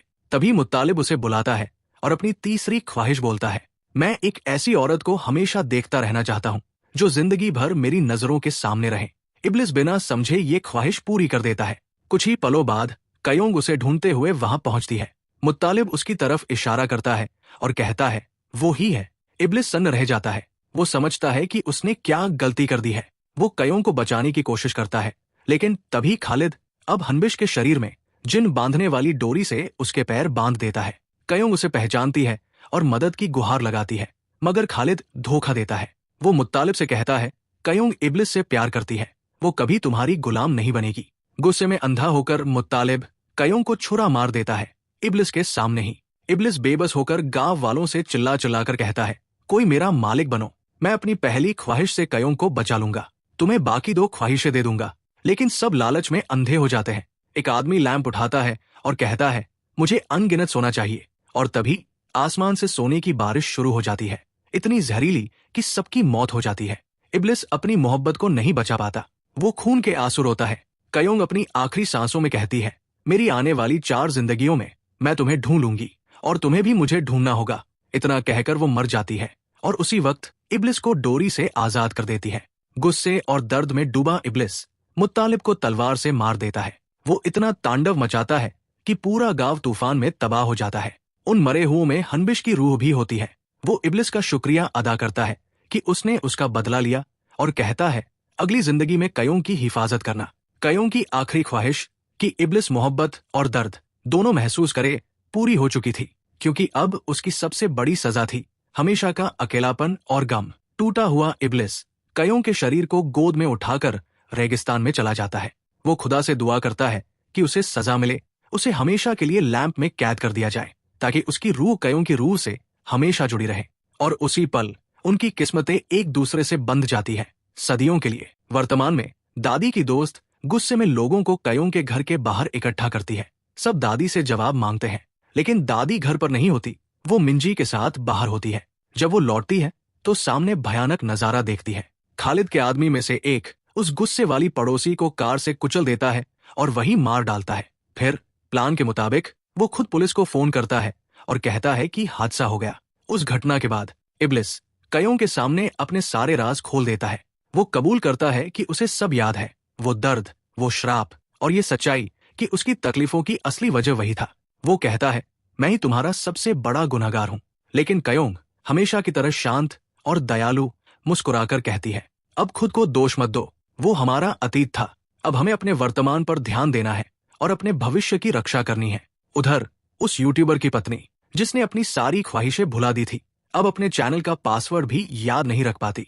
पासवर्ड था 1 विश इज माइन। वो पूरा दिन लगाती है, शादी की तारीख, अपने पति का जन्मदिन, सब ट्राई करती है, लेकिन कुछ काम नहीं करता। इसी कोशिश के दौरान उसका पति एक बात समझता है, वो पासवर्ड उनके रिश्ते से जुड़ा था। उससे पता चलता है कि उसकी पत्नी ने हमेशा सब कुछ उनके प्यार के इर्द गिर्द रखा था। ये देखकर उसका दिल पिघल जाता है और आखिरकार उसे समझ आता है कि उसे अपनी आखिरी ख्वाहिश किस चीज के लिए इस्तेमाल करनी चाहिए। इधर इब्लिस और कयोंग मिंजी की क्लिनिक पहुंचते हैं, जहां दादी छिपी हुई होती है। कयोंग सबको एक सुरक्षित जगह ले जाती है, इब्लिस के लैंप के अंदर। वो कहती है, तुम सब यही रहो, मैं और इब्लिस जाकर खालिद का सामना करेंगे। उसी वक्त एक और जगह पर मट के माँ बाप अपने बेटे की बातें सुन रहे होते हैं। मट कहता है, मेरे कुत्ते ने बताया कि मेरा खिलौना कहाँ है। पहले वो लोग हंसते हैं, लेकिन धीरे धीरे उस पर यकीन करने लगते हैं। फिर भी वो उसे अपने पास वापस नहीं लेते, उसकी जगह किसी और को अपना बेटा बना लेते हैं। वो उसका पुराना ड्राइवर होता है, जो अब छोड़े गए कुत्तों के लिए एक शेल्टर चलाता है। पहले वो मड के लिए काम करता था, अब अमीर और नेकदिल इंसान बन चुका है। उसे मड की कोई याद नहीं, लेकिन जानवरों से उसका गहरा रिश्ता है, जैसे कोई पुराना नाता अब भी बाकी हो। उधर कयोंग बैंक की एक महिला कर्मचारी के पास जाती है, अपने सारे पैसे लेकर। वो कहती है, मैं ये सब तुम्हें देती हूँ, बदले में अपनी आखिरी ख्वाहिश मुझे बेच दो। महिला हैरान होकर पूछती है, ऐसा क्यों? कयोंग शांति से जवाब देती है, अगर तुमने नहीं बेची तो मैं अपनी ख्वाहिश से तुम्हारी ख्वाहिश रद्द कर दूंगी। महिला समझ जाती है कि उसके पास खोने के लिए कुछ नहीं है। वो मान जाती है और अपनी आखिरी ख्वाहिश कयोंग को सौंप देती है। थोड़ी देर बाद मिस्टर रियो फिर कयोंग के सामने आता है, उसे बहकाने की कोशिश करता है, लेकिन इस बार कयोंग डटकर उसका सामना करती है। वो कहती है, तुम खुदा के नाम के पीछे छिपते हो क्योंकि तुम्हें इब्लिस से जलन है। वो एक जिन्न होकर भी तुमसे ज्यादा नेक दिल है। मिस्टर रियो गुस्से में कहता है, मैं ही इब्लिस को खत्म करूंगा, चाहे कुछ भी हो जाए। थोड़ी देर बाद कयोंग और इब्लिस फिर मिलते हैं। इब्लिस कहता है, हमारा पुराना शर्त खत्म हो गया है। इंसान न पूरी तरह बुरा साबित हुआ, न पूरी तरह अच्छा। मठ, बैंक की महिला और वो यूट्यूबर, सबने अपनी आखिरी ख्वाहिश दूसरों के लिए इस्तेमाल की। यहाँ तक कि वो यूट्यूबर गलती से अपनी ससुर के कैंसर के ठीक होने की दुआ मांग लेता है और वो सच में ठीक हो जाते हैं। ये सुनकर इब्लिस पहली बार मुस्कुराता है। वो कहता है, अब मैं खालिद का सामना करने के लिए तैयार हूँ। फिर वो कयोंग से पूछता है, अगर मैं मुश्किल में पड़ गया तो क्या तुम मुझे बचाने आओगी? कयोंग कुछ नहीं कहती, बस उसे गले लगा लेती है। उधर खालिद एक नकली शादी का नाटक रचाता है और कयोंग से कहता है कि वो एक ऐसी गीत गाए जो लोगों को सुला दे, लेकिन खुद को बचाने के लिए खालिद अपने कान जख्मी कर लेता है ताकि संगीत न सुन पाए। इसी दौरान इब्लिस वहां पहुंचता है। खालिद अपने जादुई धागों से उसे बांध देता है और उसी वक्त मिस्टर रियो के आदेश पर इरेम चुपके से घर में घुसकर इब्लिस का लैंप चुरा लेती है। फिर खालिद अपने पिता को उन धागों से आजाद करता है, लेकिन अगले ही पल उन्हीं धागों से उसे मार देता है। इब्लिस गुस्से से कांप उठता है। वो कसम खाता है कि अब खालिद को खत्म कर देगा, क्योंकि न उसमें इंसानी अच्छाई है और न जिन की ईमानदारी। कुछ देर बाद खालिद कयोंग को पकड़ लेता है। वो लैंप का पता पूछता है। कयोंग मना कर देती है। खालिद धमकी देता है, नहीं बताई तो मार दूंगा। कयोंग मुस्कुराकर कहती है, तुम मुझे कभी नहीं पकड़ पाओगे। और तभी वो गायब हो जाती है। अगले ही पल वो इब्लिस के पास प्रकट होती है। दरअसल ये सब कयोंग की चाल थी। जो कोड वर्ड उसने बोला था, उसी से बैंक कर्मचारी की आखिरी ख्वाहिश एक्टिवेट हो गई, जिससे वो सीधा इब्लिस के पास पहुंच गई। खालिद सोचता है कि उसने अपनी ख्वाहिश बर्बाद कर दी, लेकिन उसे ये नहीं पता कि उसके पास एक आखिरी ख्वाहिश अब भी बची है। कयोंग उस आखिरी ख्वाहिश से इब्लिस को उसकी जंजीरों से आजाद कर देती है। अब दोनों मिलकर खालिद को खत्म करने निकलते हैं। इब्लिस पवित्र धागे लेकर ज़हरा के पास जाता है, वो श्रापित फूल नष्ट करने के लिए, जिससे खालिद जिंदा है। लेकिन तभी मिस्टर रियो वहां आता है। वो कहता है, अगर तुम मरे तो कयोंग तुम्हें भूल जाएगी और फिर से एक पागल इंसान बन जाएगी। इब्लिस मना कर देता है। कयोंग का दिल साफ है, वो हमेशा दूसरों की मदद करती है और यही वजह है कि खुदा ने हमें दोबारा मिलाया। दोनों के बीच फिर वही जंग शुरू हो जाती है, वैसी ही जैसी हजारों साल पहले हुई थी। उधर खालिद मिंजी और दादी को लैंप से निकालता है ताकि उन्हें मार सके, लेकिन साद आगे बढ़ता है। वो दोनों की रक्षा करते हुए जान दे देता है। वो अपनी आखिरी सांस तक इब्लिस का वफादार बना रहता है। फिर खालिद का एक आदमी मिंजी पर गोली चलाता है, लेकिन दादी उसके सामने आ जाती है। गोली उन्हें लगती है। मरते वक्त वो सारे जादुई धागे निकल जाती है ताकि खालिद उन्हें कभी इस्तेमाल न कर सके। खालिद कयोंग को दादी की लाश के सामने घसीट कर लाता है और उन धागों को निकालने की कोशिश करता है। उसी वक्त चीफ पार्क पुलिस के साथ वहां पहुंचता है। कयोंग ने पहले ही उसे चेतावनी दी थी, जब गांव के सारे पक्षी मर जाए, समझ लेना कुछ भयानक होने वाला है। वापस रेगिस्तान में इब्लिस मिस्टर रियो के पंख काट देता है, लेकिन उसे जिंदा छोड़ देता है। वो कहता है, मुझे अब भी तुम्हारी जरूरत है ताकि सब कुछ सही तरीके से खत्म हो। मिस्टर रियो आखिरकार अपनी नफरत छोड़ देता है। खालिद आखिरी बार कोशिश करता है। वो कयोंग को मारना चाहता है ताकि इब्लिस सामने आए, लेकिन इब्लिस उस अमर फूल पर तलवार चला देता है और फूल टूटते ही खालिद खुद अपने धागों में फंसकर मर जाता है। इब्लिस कयोंग के पास भागता है। उसकी आंखों में आंसू है। वो जीत तो गए, लेकिन बहुत कुछ खो दिया। साद और दादी अब नहीं रहे। दादी के अंतिम संस्कार में उनकी बेटी यानी कयोंग की माँ आती है। वो जोर जोर से रोती है, हालांकि कभी अपनी माँ की परवाह नहीं की थी। वो कहती है, मेरे पोते से अंतिम संस्कार करवाओ। कयोंग नहीं करेगी, क्योंकि उसमें कोई भावना नहीं है। लोग आपस में फुसफुसाने लगते हैं। कयोंग पत्थर दिल है, लेकिन सच्चाई सिर्फ वही जानती है कि उसके अंदर तूफान चल रहा है। वो सिर्फ इसलिए चुप है क्योंकि उसने सारी जिंदगी अपनी भावनाओं को छिपाना सीखा है। कायोंग अपनी दादी के जाने के बाद घर के हर कोने में उनके छोड़े हुए छोटे छोटे नोट्स पाती है। हर नोट में एक प्यारा सा संदेश लिखा होता है, जिंदगी कैसे जीनी है, खुद का ख्याल कैसे रखना है। जब कायोंग उन्हें पढ़ रही होती है, तभी बैंक की एक महिला उसके घर आती है। वो वही महिला होती है जिसे कायोंग ने पहले अपने पैसे दिए थे। वो कहती है, मैं तुम्हारे पैसे लौटाने आई हूँ। लेकिन कायोंग, जो अब अपने अतीत का बहुत हिस्सा भूल चुकी है, मुस्कुराकर कहती है, रख लीजिए, ये उन दिनों का शुक्रिया है जब आपने मेरी मदद की थी। मगर बैंक की वो महिला मना कर देती है।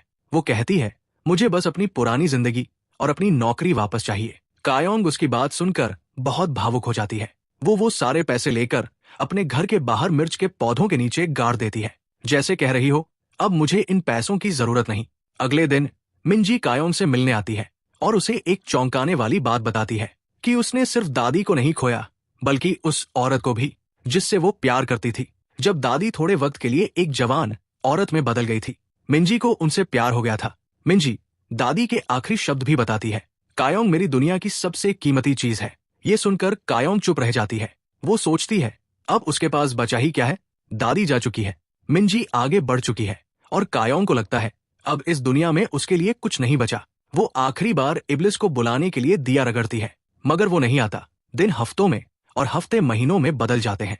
आखिरकार कायोंग खुद दुबई के रेगिस्तान तक पहुंच जाती है, बस इब्लिस को ढूंढने के लिए। जब इब्लिस को एहसास होता है कि कायोंग उसे ढूंढते ढूंढते मर जाएगी, तो वो मजबूर होकर सामने आता है। कायोंग फिर अपनी आखिरी इच्छा रखती है।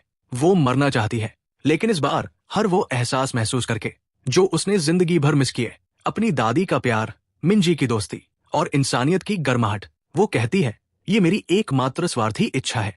मैं भ्रष्ट इसलिए बनी थी ताकि तुम्हें बचा सकूं। इतिहास में पहली बार महान जिन्न इब्लिस एक इंसान के सामने झुक जाता है। वो कहता है, मैं तुमसे प्यार करता हूँ कायोंग, और फिर हमेशा के लिए गायब हो जाता है। कायोंग पहली बार सच्ची भावनाएं महसूस करती है। वो रोती है, हंसती है, टूटती है, लेकिन उसके चेहरे पर संतोष है। उधर इब्लिस मिस्टर रियो के पास लौटता है अपनी सजा स्वीकार करने के लिए, मगर जब रियो बताता है कि कायोंग की उम्र अगले दिन खत्म हो जाएगी, तो इब्लिस पहली बार भगवान से प्रार्थना करता है, एक इंसान की जिंदगी के लिए। अगली सुबह आयरम, वो औरत जिसने कभी खालिद को दिया था, कायोंग के पास आती है माफी मांगने। वो अपनी गलती समझ चुकी होती है। वो कायोंग की सारी भूली हुई यादें वापस कर देती है। कायोंग को सब याद आ जाता है, इब्लिस से उसकी मुलाकात, उसका असली रूप और वो गहरा प्यार जिसके लिए उसने खुद को कुर्बान कर दिया। टूटी हुई कायोंग फिर रेगिस्तान लौटती है और वही अपनी आखिरी सांस लेती है। कायोंग की मौत की खबर पूरे गांव में फैल जाती है। लोग सच्चे दिल से शोक मनाते हैं। अब उन्हें समझ आता है, वो कभी पागल नहीं थी, बस किस्मत ने उसे गलत समझा। उसके अंतिम संस्कार में मिंजी आती है। वो उसकी अस्थियों को छू कर रोती है और तभी उसके पीछे कायोंग खड़ी दिखाई देती है। अब वो एक जिन बन चुकी होती है। वो मुस्कुराकर कहती है, मैं तुम्हारी सेवक हूँ मिंजी, तुम्हारी 3 इच्छाएं पूरी कर सकती हूँ। मिंजी थोड़ा मुस्कुराती है और 3 इच्छाएं मांगती है। पहली, कायोंग हर हफ्ते उसके साथ डिनर करे। दूसरी, हर गरीब बच्चा उसके क्लिनिक में मुफ्त इलाज पा सके। कायोंग दोनों इच्छाएं तुरंत पूरी कर देती है। लेकिन तीसरी इच्छा मिंजी जानबूझकर नहीं मांगती, क्योंकि उसे पता है ऐसा करने से उनकी दोस्ती खत्म हो जाएगी और वो कायोंग को भूल जाएगी। दोनों ऐसे ही साथ रहते हैं जैसे कभी इब्लिस और कायोंग रहते थे। चेरी ब्लॉसम फेस्टिवल के दिन मिंजी कायोंग को सरप्राइज देती है, एक खूबसूरत आतिशबाजी शो। लेकिन वो नजारा देखकर कायोंग को इब्लिस याद आ जाता है और वो फूट फूट कर रो पड़ती है। अगले दिन मिंजी उसे उसी जगह ले जाती है जहां कायोंग की अस्थियां दबी थी और अपनी आखिरी इच्छा मांगती है, कायोंग, चाहे तुम जहां भी हो, जिन्न हो या आत्मा, हमेशा खुश रहो और अपने प्यार से फिर मिलो। कायोंग उसे रोकने की कोशिश करती है, लेकिन इच्छा पूरी हो जाती है। मिंजी सब भूल जाती है और कायोंग गायब हो जाती है। 1 साल बाद चेरी ब्लॉसम के मौसम में कायोंग अपनी दादी की आत्मा को फूलों के बीच मुस्कुराते देखती है।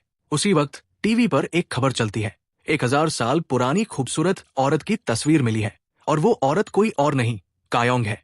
कायोंग मुस्कुराती है, फूलों के बीच बैठी सोचती है, काश इब्लिस लौट आए। और तभी इब्लिस उसके सामने आ जाता है और उसे चूम लेता है। कायोंग की आंखों से आंसू बहते हैं। वो पूछती है, तुम लौटे कैसे? क्या ये मिंजी की इच्छा थी? इब्लिस हंसकर कहता है, मुझे भी नहीं पता, लेकिन सच्चाई ये होती है, दादी ने स्वर्ग जाने से इनकार कर दिया था जब तक भगवान कायोंग को खुश न कर दे, और उसी वजह से इब्लिस का दिया फिर से कोरिया भेजा गया।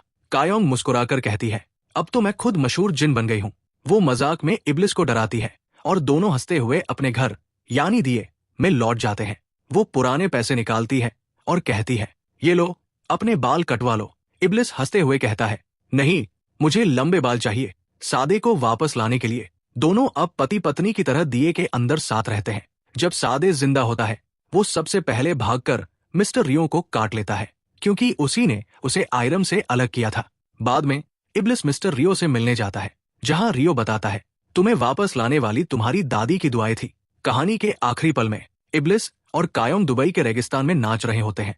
ऊपर से दादी मुस्कुराती हुई उन्हें आशीर्वाद देती है कि वो हमेशा खुश रहें। और इसी के साथ ये जादुई भावनात्मक कहानी एक खूबसूरत अंत तक पहुंचती है। अगर आपको ये कहानी पसंद आई हो तो चैनल को सब्सक्राइब करना न भूलिए। धन्यवाद।